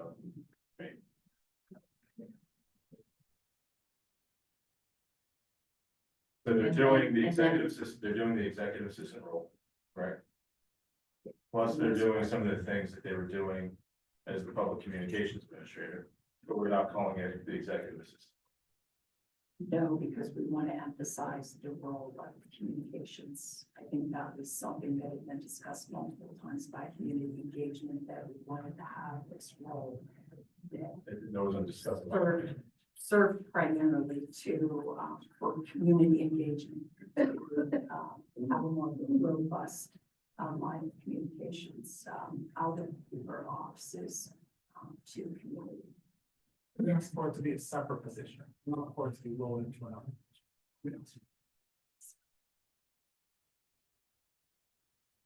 Let me just ask this, just so it's clear in my mind. And the person doing this job now, what percentage of their tasks are the tasks that were being performed by the former executive assistant? I would say they will be doing 80% of what that person is doing, if not 90 plus, taking. Previously, communications roles were somewhat split. We had two people. Let me ask it this way, is this job title here more desirable than executive assistant, and is the person who's in the public communications administrator role happy with that job title? Yes. Or did you give? Personnel. I think we should. Do you How want, was the decision made to change the job title? Was it taken up with the finance committee? How was the decision made? I would say, you might want to table this and have a conversation that's in session. Yeah, I think we should, because I might not be happy with. I'll second that. We have here. yeah, okay, so we have, To table, wait, you made a. yeah, can you make, You Mr. Wright, can you tabled make it? the motion to Yeah, table I'd like it? to make a motion that we table ordinance number 1908, setting wages and benefits for full-time borough employees until our next meeting. And I would like to second that. So why? Until our next meeting. Until our executive.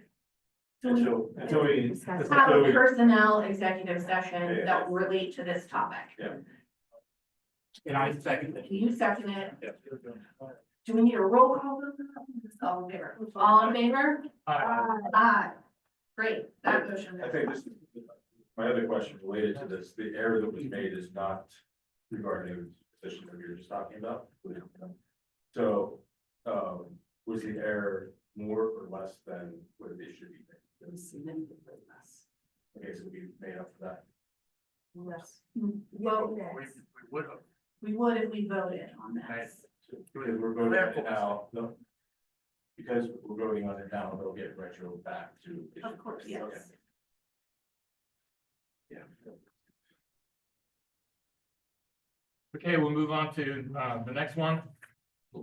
Introducing authorizing borough manager to lead the 2024 unpaid real estate taxes. So I make a motion that we authorize borough manager to lead the 2024 unpaid real estate taxes. Second. We have a motion and a second. Do we have, all in favor? Or any discussion?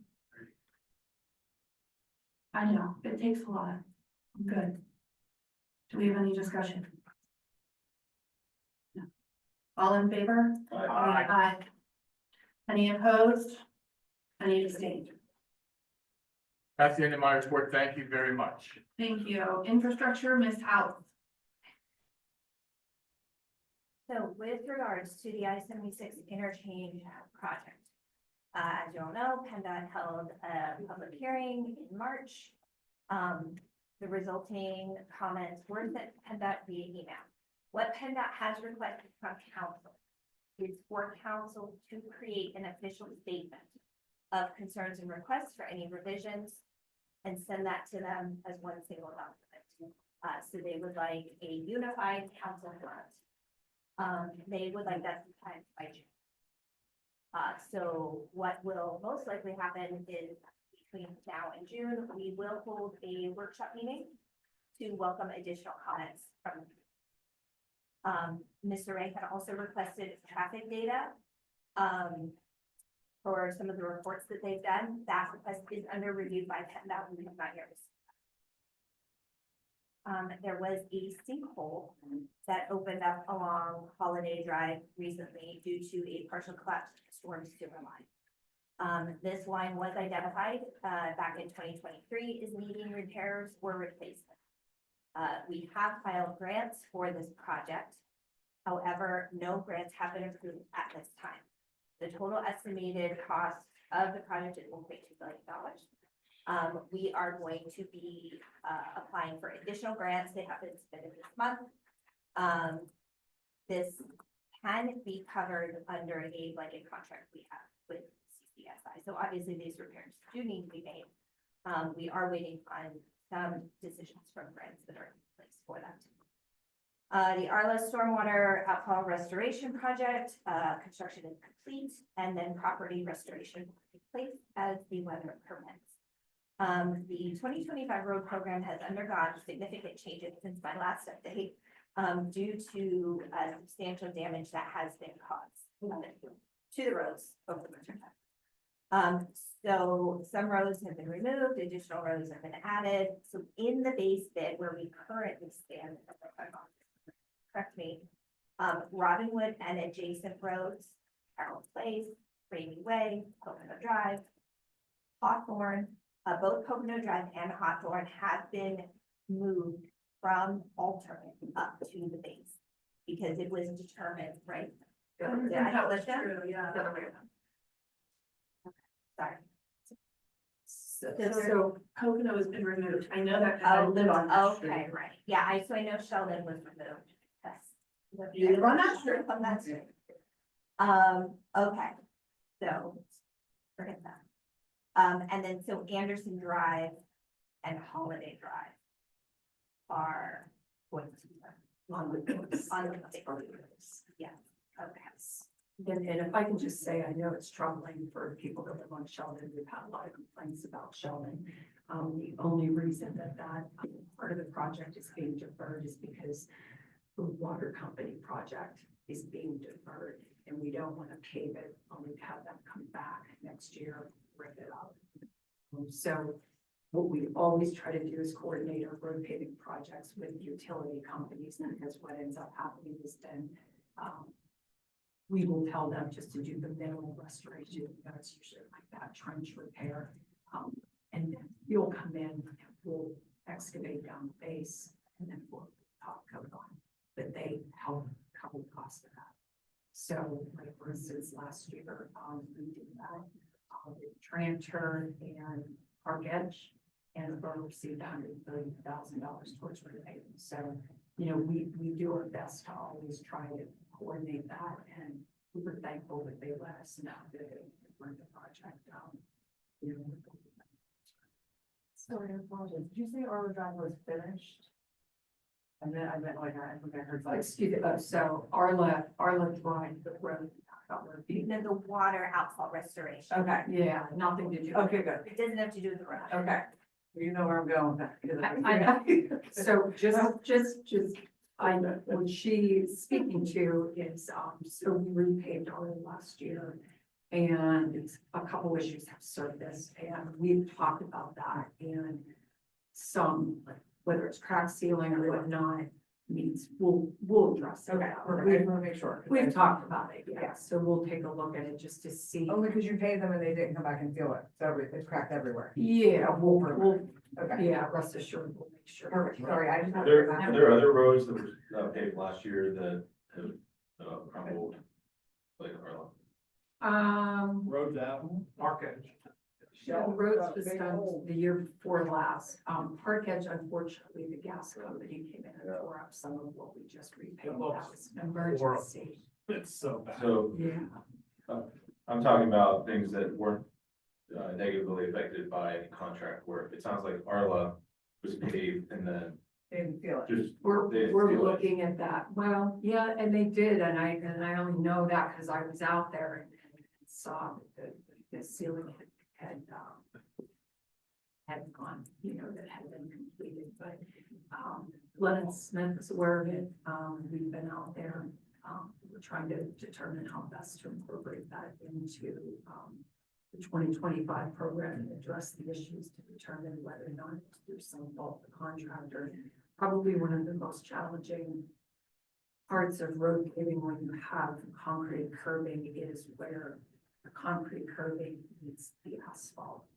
Water inevitably gets down there. And then when you have these very significant freezes like we had last year, the water's there, it freezes, it starts to break it up. So we say it wasn't sealed, it wasn't sealed between the concrete and the asphalt. Yeah. They did not feel, they sealed Scott Township down to the Green Tree line. They did not seal Green Tree. And who are you? That parish and like they came in. Okay, so that's a water company. Yeah. Issues that They did not seal for us. So how long have we known about it? I'm not Sir certain. Matt Finner came and $5. Yeah, I'm not sure exactly where. I mean, you said that this isn't the only road that we're experiencing those issues. The curb breaking up, The road breaking up, whether it's at the curb. that's all over town. With newly paved roads. I don't have any other roads that complain.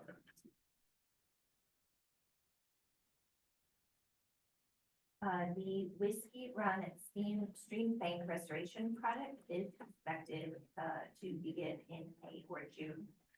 In addition to the reconstruction of a retaining wall. This work will be paid for by grant proceeds that we received in 2023. The Phase 3 sidewalk improvements for Green Tree Road. Those construction specifications are being finalized and will go out to bid this spring. We have received $247,000 in grant funding, as I alluded to earlier. Unfortunately, this was not as much as we had requested, or I'm sorry, that's for Phase 4. So Phase 4 was just approved for a grant in the amount of $250,000, which is $105,000 less than requested. So the scope of work will then be adjusted to accommodate the money that we have received. The Park Edge sanitary line repairs has been completed. The Dale Drive sanitary line repairs have been completed. We heard from Mr. Homer regarding the Trumbull Bridge project today. The Heckler Drive sanitary sewer project has been completed. This may require just some finishing work in the spring. And our solicitor is still working on the fiber optic property damage, working with our insurance representatives. So that is still and then there is a vacant property, 358 Mansfield Drive. Necessary steps are underway for demolition of the house and the property, and a Blake grant will pay for this demolition. And that is the end of my report.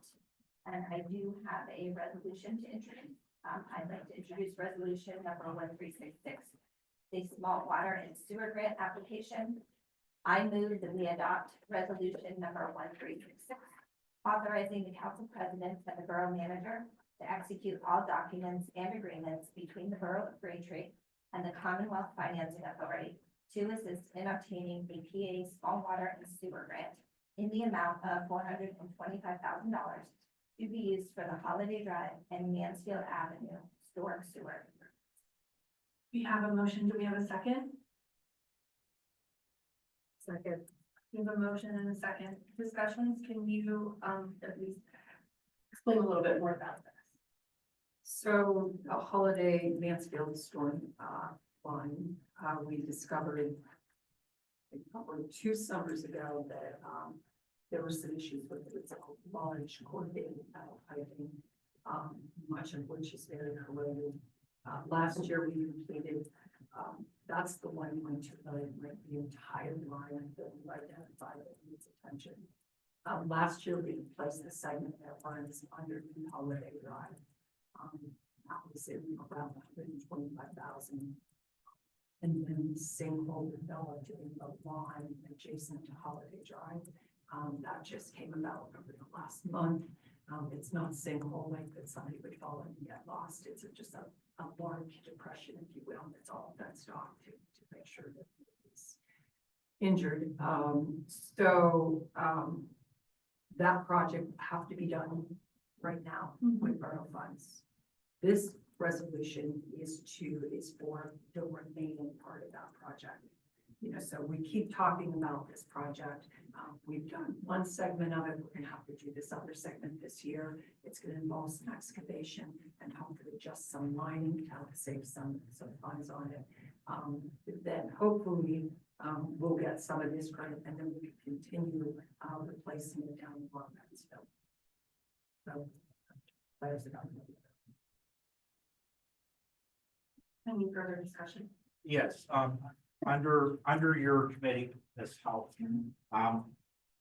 they, about a year ago, a cable was put in along Yeah, Green Tree Road. Can we stop this, because we're now at the motion part of it, Oh, so do you have okay. a question about that motion? No, Okay, but, well, we can go back, No, that's no, fine, yeah, I'll- I just okay. wanna make sure that we stay on the Good. topic for this motion.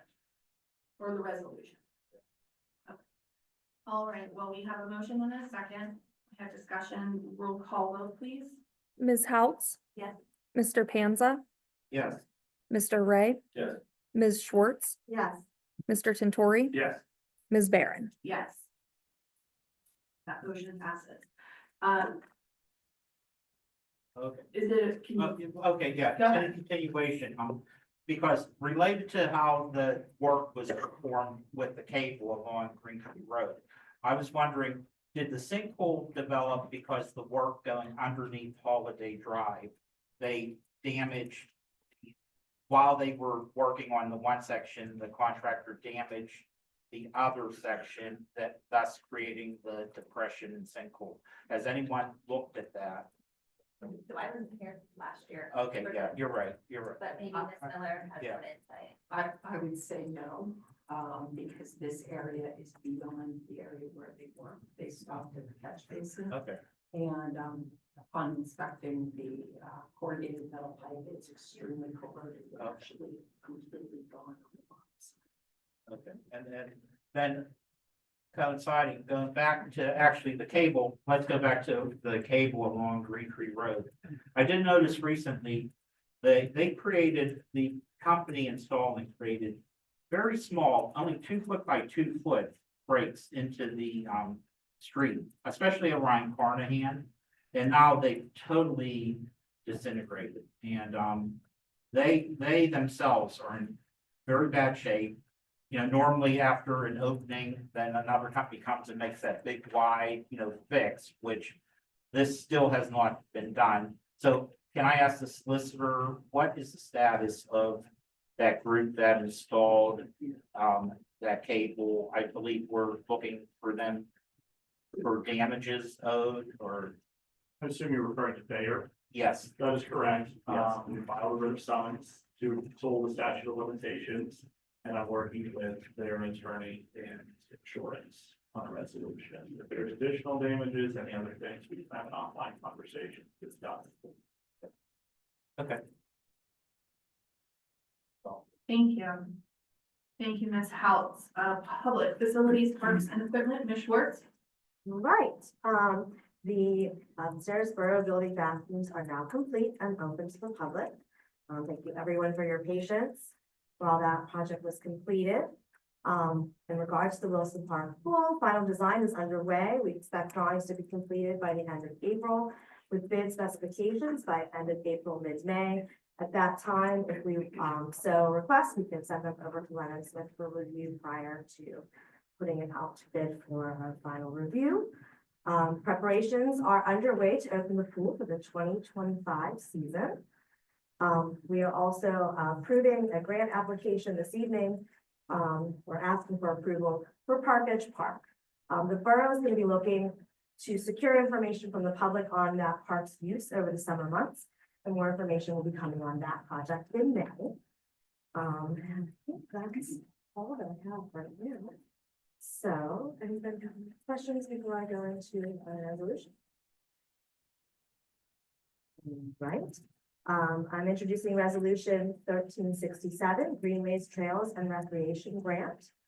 I move that we adopt resolution 1367, authorizing the council president and the borough manager to execute all documents and agreements between the borough of Green Tree and the Commonwealth Financing Authority to assist in obtaining a grant in the amount of $144,000 under the Greenways, Trails and Recreation Program to be used for the Park Edge Park Improvements Project. Second. We have a motion and a second. Any discussion?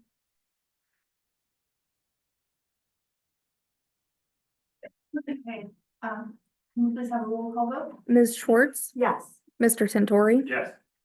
Ms. Houts, Yes. Mr. Panza, Yes. Mr. Ray, Yes. Ms. Barron. Yes. That motion passes. Thank you. One more thing, just planning commission did meet last month. And they've had a continued discussion with the code enforcement officer regarding projects and areas of focus for them to work on in the 2025 year. Their next meeting is scheduled for April 23rd at 7 p.m. That's all I have. Thank you. Thank you very much. We are now moving on to public safety and equipment, Mr. Ray. Yep, public safety and equipment.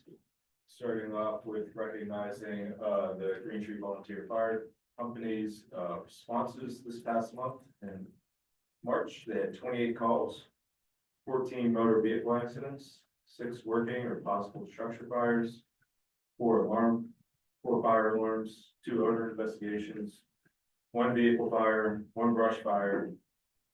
Several members finished several certification classes over the past month. 4 members completed their basic vehicle rescue, with another currently in another class from that. And 1 is finishing his EMT course with another 2 currently in class. Again, special thanks to all our volunteers in our fire company.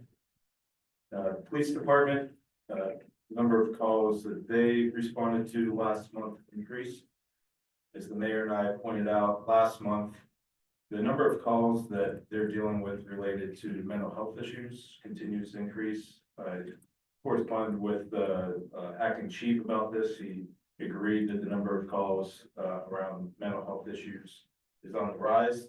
Some of the larger police departments in the area are hiring social workers to handle those mental health issues. Fortunately, Mount Lebanon Police Department is developing a program and a plan to share those resources with all of the Shaycog communities around mental health and police officers dealing with those. So they're working on a project timeline, and once that's completed, they'll share it with our department. There's also a call this month with 2 juveniles that require the use of a drone to find one of the juveniles. Brentwood Police Department has probably a nationally recognized drone division, and we were able to use their drones to try to locate that juvenile. The Green Tree Volunteer Fire Company also has a drone, so police department and the fire department are working together to get trained on how we can deploy that drone when needed. So good work there. Last month, I believe it was an email that we received, or somebody came up and talked about pedestrian safety, especially at night. So talked to the lieutenant chief or the acting chief. He's going to write an article in the upcoming newsletter on pedestrian safety and some tips on how to stay safe, especially at night. And then prior to this evening's meeting, the Public Safety Committee met to get an update from the PA Chiefs Association on the hiring process for our police chief. So in attendance was Mr. Panza, Mayor Shank, and Ms. Barron, who was filling in for Ms. Demi. The application phase is closed.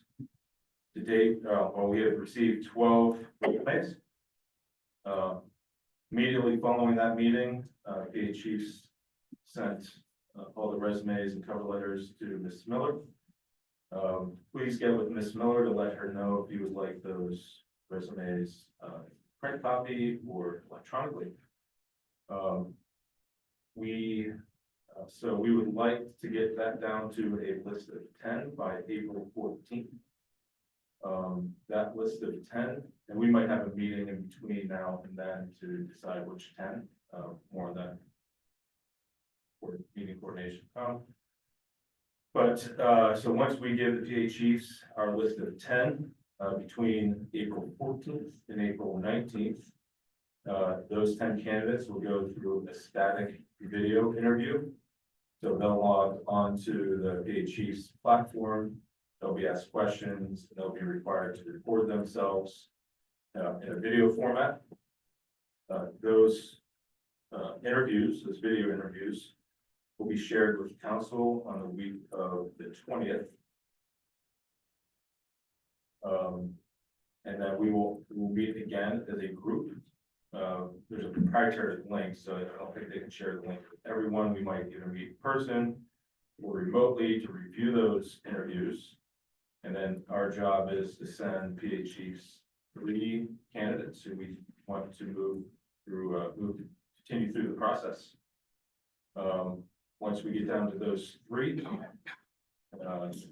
2 members of the PA Chiefs Association, Director Vaughn and Jerry Simpson, along with 2 local police chiefs, will interview those 3 candidates in person. Council is permitted to attend those meetings as an observer. We cannot participate at that point. And then we're hoping by, that'll be the week of May 20th, probably towards the end of that week. And then following that, we'll have our council interviews where the candidates will be interviewed here in person. And then, if we're able to stick to that schedule, we should have a new police chief hired sometime in July. David or Mayor, where did the 6 candidates plus 2 alternates, where did that come into? I think it's more of a personnel That's, issue. yeah, that falls more under personnel, so. They have, what they did is that there's 12 candidates, based on the PA Chiefs, initial review of the resumes. They banded the resumes into 3 categories: qualified, alternate, and They're all qualified. They're all qualified. They Right. banded Yeah, them band them based on together, based on their. their qualifications against our posting.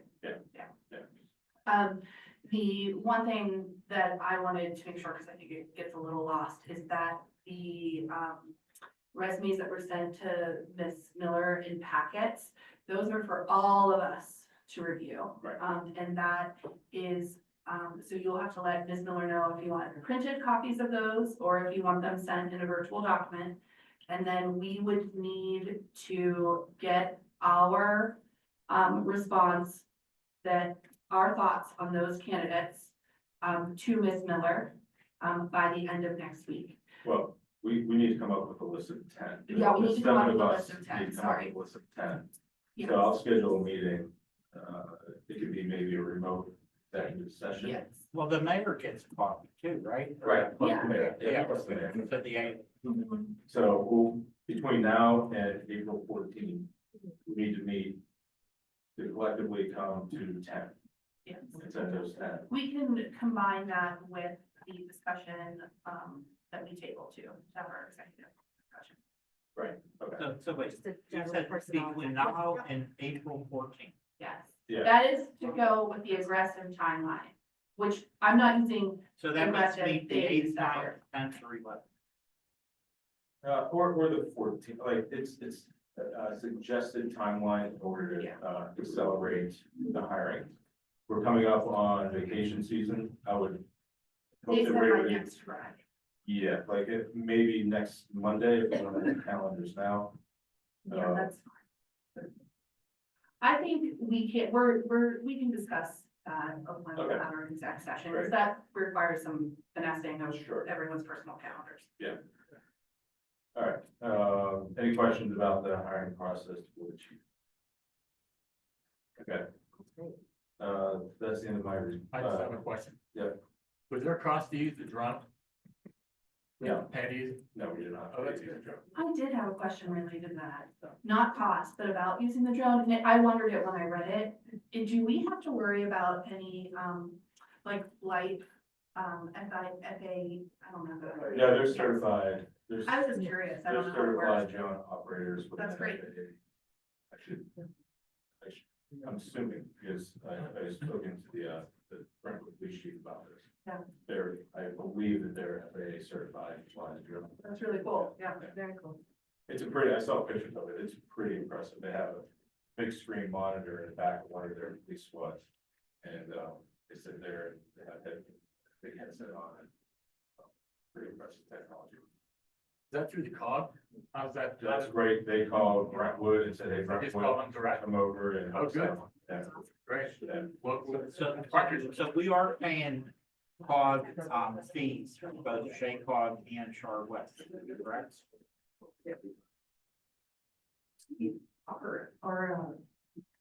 Our payments are with respect to the fire department and the police department, so. I'm glad you said that, because I have one more thing. I'm sorry, if you wanna end that thought. The fire department,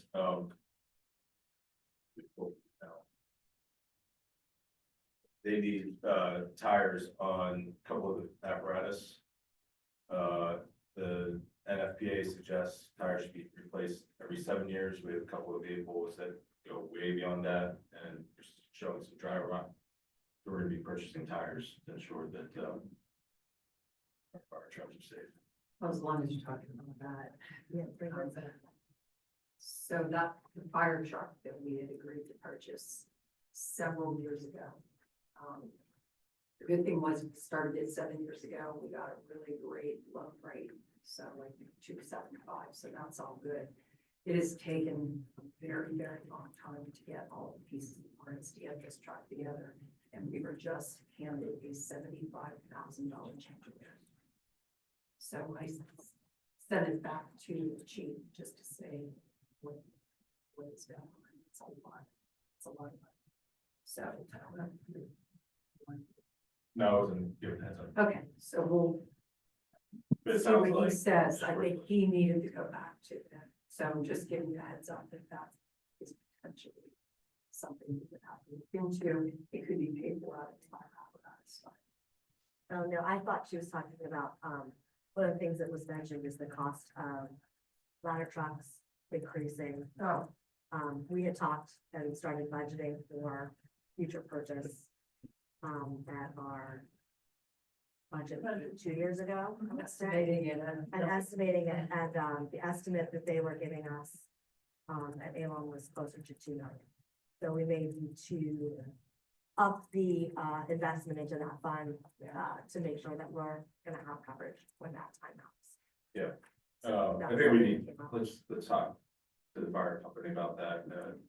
Yeah.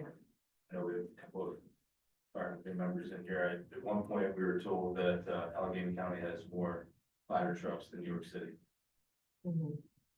Minutes. Do they really? Yeah, I mean, I wouldn't actually be surprised about that based on how many municipalities that we have in Allegheny County versus how tight New York City is. I would not surprise me, but I don't know how many we all have. Yeah, so that's the end of my share report.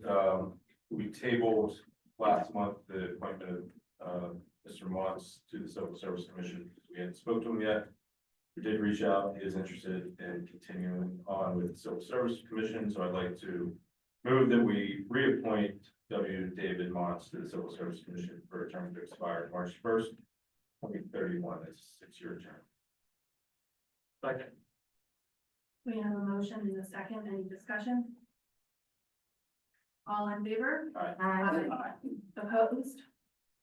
Abstained. That motion passes. Thank you.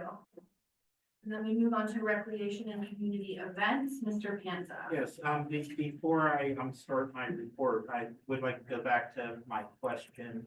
So are we paying, both the Shar West cog and the Shea cog fees? There are fees for SHACOG are specific to the police and fire. Okay, thank you. For my report, I'd like to start off with the farmer's market is going to start on May 15th. From what I hear, everything is going well and we're looking forward to an exciting new season. Line dancing started March 26th, and I don't think one council member has been there since it started. The swim team signups, May the 4th. Green Tree Garden Club, their next meeting's Thursday, April the 10th, and the festival is on May the 10th. It's always nice to stop up, say hi. There's a paper shredding event, May 17th at Green Tree Park, sponsored by our rep and DC. And now, what was very important, the winners of the 2024/25 snowman contest. Best use of accessories, the Cone family. Traditional snowman, Caitlin Goer and Thomas and August Bryant. And the most creative, Lou Faulkner. I've tried to reach out to them to congratulate them. I'm aware some are under 6 years old, so they don't have a cell phone. So I'm having trouble reaching them, but that is my report. And then lastly, of course, our mayor, he had office hours 2 weeks ago, but I don't want to take away from his report, so I will end my report. Very much. Next up is the mayor's report. Okay, it's hard to go last, but I'll try to keep you all Not right. last, Mayor. Being all permits, is that the word? I gotta look that up. But in any event, I attended 5 events in the last month. The first one was Marion Manor. There was a meeting. They were at the Banksville Park. There were a bunch of people there, including residents, mostly of Pittsburgh, some Green Tree residents. Bob Palmacino, our county council person, was there. Dan Deasy, our state representative, was there. Teresa Carroll Smith, Pittsburgh council person, was there. And I was there also. What the proposal is, it's not definite, but the proposal is for 62 years and older, a development with 200 units. There'd be smaller units. There'd be 30 to 35 of the units would be at market rate, and 170 to 165 would be rented based on a person's income. So residents had a lot of different thoughts there. They would tear down everything, this developer. They would clear the site and build this from the ground up. So there were concerns, not necessarily about present concerns, but concerns 5 years from now, 10 years from now. But anyhow, Mr. Palmacino and Mr. Deasy, they stressed, let's think what else might be there, maybe take this and go with it. So I'll keep in touch with Dan Deasy's office, and I do have a handout on one of those chairs. I summarized what I learned at that meeting, because in council meetings, our citizens express concern, and, I live in that vicinity also, so we would like to know what's going on there. As to the proposed changes to the Green Tree interchange, I already mentioned that I did do a summary, just a factual summary. I didn't take any stance. I think that's a starting point on everything. So I did prepare. I'm a paper guy. I have copies there. I'm going to pass these down if anyone's interested. Since we're going to be having meetings, this is a summary of what I learned at those meetings without taking any stance at this point in time.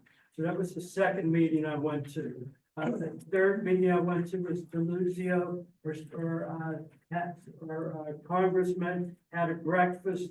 Mr. Tintori was also there. It was on March 9th, someplace out on Route 28. And, he just gave a State of the Union, which is kind of, I don't want to use the initials, but you know what initials I'm thinking of. So, the breakfast, he just gave a statement. It was good to know him. There was 20 municipal officials there. He has 138 municipalities. He had 2 officials there, so it was good to keep in touch with him to make our faces known. I did have mayor's Wait, office. I don't, what initials are you talking about? I really don't know. It was all goofed up. I mean, the federal government's all goofed up right now. Okay, thank you. I just was not sure what you meant by initials. I really truly. Okay, I'm sorry, but I've been reprimanded for, you know. I appreciate you not using such words. That was a better explanation. Thank you. Okay, so in any event, I did go to mayor's office hours. I had them on March 15th. I think I had 5 people there, including, parking across from Wilson Park. Next thing I did, I went to an Eagle Scout, Paul Kirsch. He was a long member of this community. He died recently. He lived, locally. He was on the school board, everything, but his grandson became an Eagle Scout. Missy and Jennifer Kirsch, his daughters, invited me, and I spoke there at his Eagle Scout ceremony, which was very nice. So that was at the fire hall. So those were the 5 events that I attended. As to the police, I just have 5 different things real quick. We have hotels here. We have the DoubleTree and the Hampton Inn. So that brings a lot of people in. So the police do get a lot of calls. I mean, I'm not just picking on them. All the hotels, I shouldn't name names. All the hotels, that's just the nature of the beast. So we do get calls at hotels with various things. We also have City Vista in the Terrain Apartments. We've got a lot of people living there. Again, when you have a lot of people living together, I'm not picking on them, but that's the nature of the beast. So our police are busy between the hotels alone and the Terrain Apartments in City Vista. Not that they're any worse than anything else, but we get calls. As Mr. Ray pointed out, we get a lot of mental health issues, but our police officers handle them very professionally, very low key, and try to get these people help. But we have a lot of repeat people with mental health issues. In regard to this, in this day and age, 2 things I noticed: we have road rage incidents. I mean, there were 2 road rage incidents last month, and unruly customers at fast food restaurants. I mean, this day and age, people are spoiled. They want their hamburger now, or they want their chicken now, whatever. So, lots of road rage unruly customers. And the last thing, there's a lot of fraud and scams going on. A lot of people getting fraudulent and scams. So, those areas that I noticed, from our police report. Just a couple more things. I'm glad they're working on the workshop meetings. Several of us, including myself, have been advocates that we should have regularly scheduled workshop meetings. We got plenty to talk about, and you can see tonight, there's more than plenty to talk about. So why we don't just schedule 2 meetings a month? Things are gonna come up, and I'm glad they're, working on that. And then in regard to Point Park field, we're negotiating with Point Park in regard to that field. The ball was in my court to look over some proposal. I just did that today. I was a little slow, but I got it to our solicitor, and the 2 of us will work together to come up with the proposal or present to council. Then we have to go back to Point Park. So it's gonna go back and forth. They wanna put turf on the field, so we'll see what becomes of that. And then I think the last thing, Dan Deasy, he works, we're in his district, and he does a good job for us. And he listed what state fundings we're getting, and I'd just like to mention them real quickly. In regard to transportation, it's already been mentioned, we're getting $247,800 for sidewalk improvements. I think that's phase 3. We're also getting $250,000 for phase 4 for sidewalk improvements.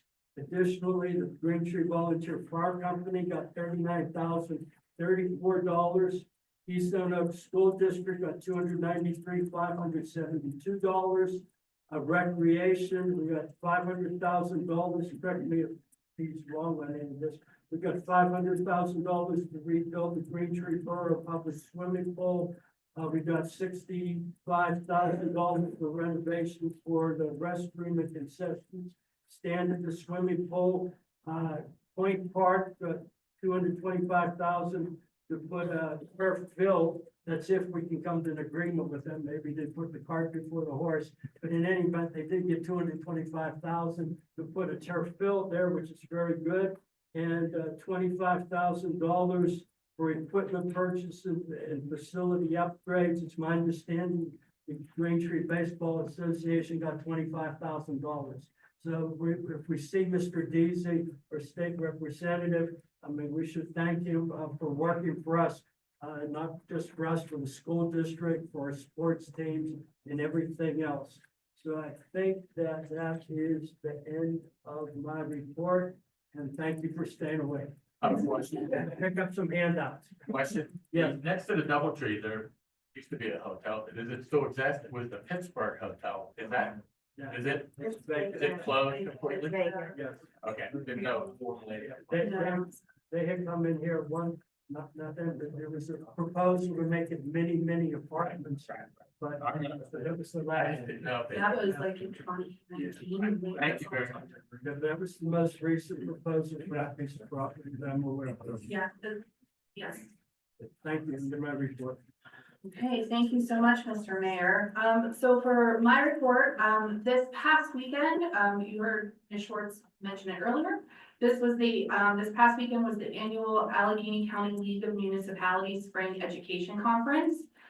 The Allegheny League of Municipalities, often sometimes referred to as ALOM, is a nonprofit 501c6, which is a municipal government association, and it supports municipal government and the authorities in southwestern PA.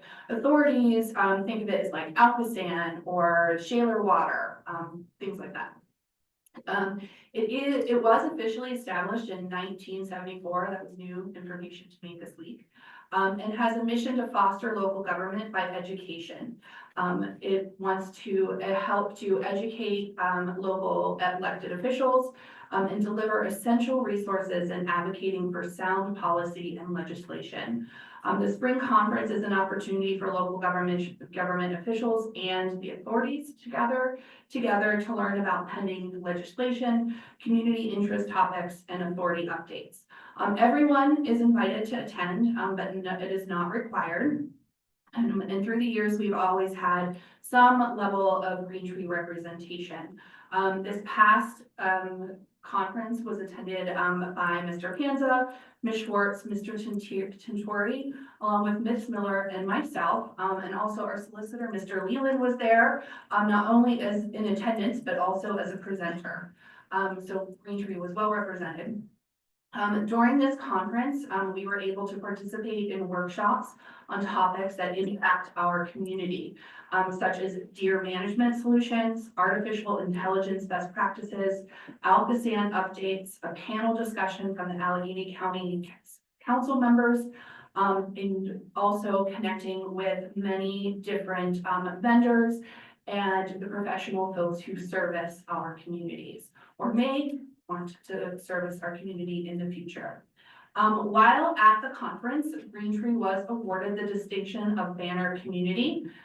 This is an award, this award is honored to Allegheny County municipalities and authorities. And it is from a partnership between Allegheny County and ALOM. So there are 130 municipalities in Allegheny County, and this year, 78 municipalities and 7 authorities, such as Alcosan, were awarded this distinction. I have our copy here. I'll give it to Ms. Miller when we complete our meeting, so she'll have it for the borough records. But this distinction is given and signed by Sarah Inamorado, our county executive, and it states as follows. Each year, we celebrate local government during the month of April, highlighting the work that elected and appointed officials do in local communities to serve their residents, organizations, and businesses. Local government, including municipal authorities, have the most direct impact of any local government on the daily lives of residents. It has been my privilege to honor the municipalities and authorities that are committed to professional development, prudent fiscal management, transparency, accountability, and proactive communications that engage community residents and stakeholders each year. Your designation as a banner community is a public recognition of those efforts and acknowledgement of how fortunate we are to have you as an entity that provides efficient, effective, and accountable services in Allegheny County. Congratulations on this recognition, and it is signed by Ms. Venerado. So I will give that to you. Other things that I would like to report of, I did go to that deer population report, the workshop there. And one of the things that I hear a lot, we've heard it from folks who come, we get emails, we get phone calls just out in the community, is an interest in our deer population. We sometimes hear from our community members regarding deer population in terms of like our gardens. They're notorious for basically eating anything and everything that is in sight. Certainly a concern about ticks and, their scat that they leave in our yards. So a few things that I wanted to mention as we do go, as we approach the spring season and we're outside more. One of the things that we can do as PA residents is that when we do find a tick on ourselves or on our animals, in our yards, wherever we might find it, on our children, you can have those ticks tested for free through the Tick Lab of Pennsylvania. I will give this information so that we can have it posted on our website. The website is www.ticklab.org. But they specifically, there's many that you can use, but the basic testing for the Tick Lab of Pennsylvania is free for Pennsylvania residents. They also, with that, I've been talking to Ms. Miller about the deer in our community. We do participate in the South Hills Cooperative Animal Control, which we most of the time we just call animal control. But there are different animal controls, and that's what a lot of people come to. And it's ourselves and 12 other communities, and so a total of 13. But they do send reports to Ms. Miller monthly, and quarterly. And for this year, we have, and it includes things like how many times that they had to like pick up a stray dog and things like that. But specifically when we're looking at deer, their removal of dead deer were 2 this quarter. We are out of, and I think a total of 7 since the last time it was reported. Out of all of the communities in the cooperative, we rank 3rd to last for deer calls, with only Dormont and Heidelberg behind us, which are Heidelberg is much smaller than us, and Dormont is much different, spread out community than us. So I have asked Ms. Miller to compile the data related to the deer in Green Tree. When you're looking at the, I know, I think 20 years ago, I was in college the last time folks did it, was to talk about culling in the community. In the presentation, they talked that that is not going to be the first step that you have to make to control your deer population. So we want to gather, I know this is something that Mr. Panza has been passionate about, and we do hear a lot about. So I've asked Ms. Miller to compile that data that we have in regards to actually how many deer incidents that we've had through the last number of years. There is information publicly available that I've been combing through about the rates of tick-related illnesses, because they're all reportable illnesses. They all have to be reported to the health department, but that is not, the health department won't help you with your tick, right? So that's why you just send it to the tick lab. So I've asked her to compile all of that so it can be reviewed by Mr. Panza, by the public safety, or wherever the data showed that we would need to think about what our options are. I mean, the number one thing that they said in this workshop was, yeah, like it really is about not planting things in your yard that the deer are gonna be attracted to. But the deer, at the end of the day, are gonna eat if they're hungry, which we all know. And that it really is about not feeding the deer. And if you don't feed the deer, your neighbors might be feeding the deer. Or there might just be something in the yard that they decide that that is what they want to feast on. You could have, your kids could be out playing in the backyard and feasting on goldfish. And then the goldfish are in your backyard, and the deer will find those. So it is not an easy solution. And the deer are just, they're a state animal. They were a state animal because, believe it or not, at one time they were on the road to being eradicated completely in Pennsylvania. So that is why they became our state animal, so that we could save what really is part of our ecological harmony in Pennsylvania. But the deer are very adaptable. They are even good swimmers. So it is very, very hard to control, which we understand. But I wanted to make sure that you all heard that that is something that we do hear and that we do consider, but there is not a very easy solution. Even in communities who have gone to the culling, that is a very long road and it is not an answer. Deer are gonna keep coming. They're like babies. Babies happen all the time. Deer happen all the time because they love having babies too. And they're not easy you can't give a deer a pill or give them something to whereas like raccoons, for instance, are a little bit easier to manage. So we'll continue to keep that up and give the information when it's gathered to the community, to the council committees that have it. So that we can continue to have those conversations. As for the Green Tree Public Library update, this month we do have a story walk in the municipal garden. So it's fresh for spring. It's Daniel Finds a Poem. It's a lovely picture book about a boy who finds beauty in nature. And that will be available throughout the month to enjoy in our municipal garden. The other question that I had actually was for our mayor. I was hoping you could give some light to this. One of the things, or it might be Mr. Ray too, I don't know who would best answer this question, but one of the things that we've heard from our residents regularly, I certainly hear from it regularly through phone calls, emails, again, being out and about, is what to do about stop signs. There are certain streets in our community that have expressed the need for stop signs or things like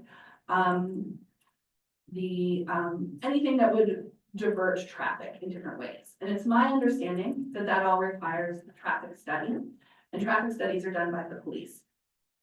What I want to make sure that when our community members come to us, that I'm able to give them an answer that points them into the direction and gives them the information they need. Because when folks are coming to us and asking us for stop signs, and I'm not able to say, truly, I can't give you a stop sign on that street. What would you want? What is the way, what is the method that they can get information to you that might, at some point, kickstart that traffic study? I can say forward their email on to the mayor, the public safety committee, the chief or the acting chief can run a traffic study. There's some situations in intersections where you cannot put a stop sign. Right. It's a state law. So I guess it all depends on where they want the stop sign. If you forward those emails on to us, we'd be happy to take a look. The police usually don't do traffic studies. I mean, they don't sit there and count cars or whatever. We've hired, I mean, I've been on council 8 years, maybe 12, but in the past, they've hired traffic consultants that have the equipment that actually count, that can do, and that they know how to interpret the data. You have X number of cars and we do graphs and everything. So if we really think that they need a traffic stop sign someplace, we should hire a traffic consultant and get us the graphs, get us the peak periods and everything like that, and their recommendation, because that's what they do. We used to have a traffic advisory group of citizens that would hear these, ideas and, leverage the expertise of consultants and provide recommendations back to council, so it's always an option too. Well, we have the community committee does review opportunities or, can help to revise other volunteer opportunities that we have in the past. To me, that is something that we can look at, because my question then is, well, then if it goes to, if people are coming to me, happy to pass them back onto you, if that's what they want. Not everyone will, right? That's just the nature of people talking. But then at what point, what would trigger that traffic study? So I am interested in the traffic advisory board. Again, I think it's the police making sure that they're applying state law to the intersections, because there's many cases where. Oh, where it often say can't. You cannot, Agree. by state law, put in a traffic Yeah. stop or a sign or whatever they want. Dave, we can take that to Doug for our next meeting. Traffic advisory board. It is under my committee, but Oh, is if you it? want me to, The traffic advisory committee? absolutely. It is not. That is under the community. We revise committees. You are, recreation and community events. Oh, yeah, I said it was under my, it was under my. Oh, it committee was. Yeah, it's not Until anymore. you changed it. Well, we haven't had the traffic advisory committee as long as I've sat on council, so. I don't know, it No, hasn't we've been around. always had the traffic advisory. No, it has, They've no been one on has that sat for on it. years. Now, David? I was on the traffic advisory. Yes, It was the committee. I said, so we still have it. Who's We on it? always have Who's it. on it? It's not. It's not active. It's not active. Yeah, you're getting into It's not semantics.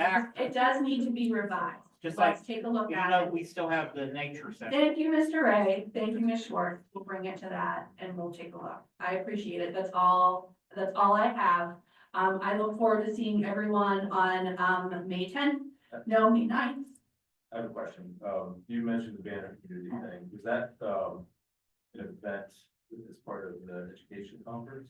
Yes, And it's at Seven Springs? yes. They Okay. presented at. Yeah, they Okay, put cool. it there. Yes.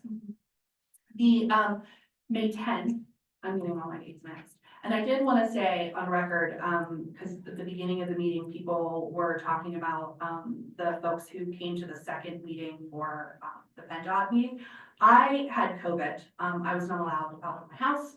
And so I was not there. I did watch it all. And then I had the ability to talk with both Ms. Miller, other council member and or Ms. House about that. So I was caught up. That is why I was not there. It was truly because I was sick.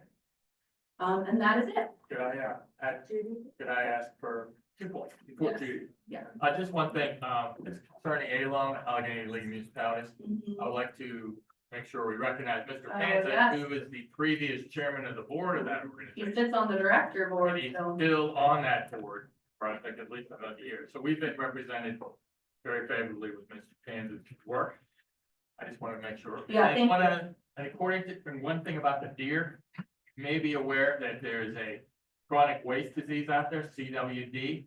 It's starting to kill more and more deer. It's called a prion disease. It affects deer. The key points are that chronic wasting disease affects deer, elk, and similar animals in the United States. The disease has not yet been able to infect people, but there is a real risk that people have contact with or get near dead deer or deer meat, you could be infected. So another thing that's really, somewhere along the line, they may be being decimated by this disease, so. Just to be in mind, that's all I just want to bring this up. Thank you very much. That is the end of my report. Ms. Miller, please. Guessing this would be a meeting for a really long. I never. You need to take the time. we need. Everything's pretty well covered by most chairs. But one thing that wasn't mentioned is that the swimming pool will be opening on May the 24th, which is Saturday, Memorial Day weekend.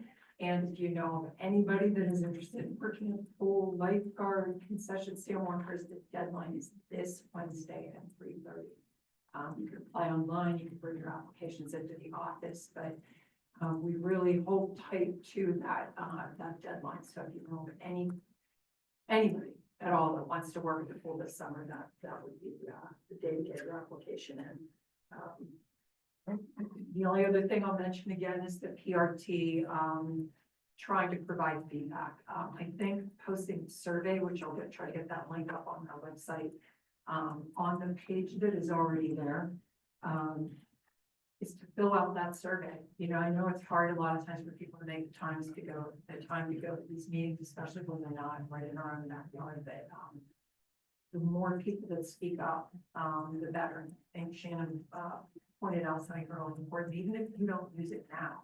You may need it a year from now, or your kids may need it, or somebody else in your family. And with all the businesses that we have here in Green Tree, Parkway Center, Foster Plaza, I mean, it's critical that, it's an easy place to get to. So I hope everybody will take the time just to, maybe fill out the survey or go to one of them. So that's all I have.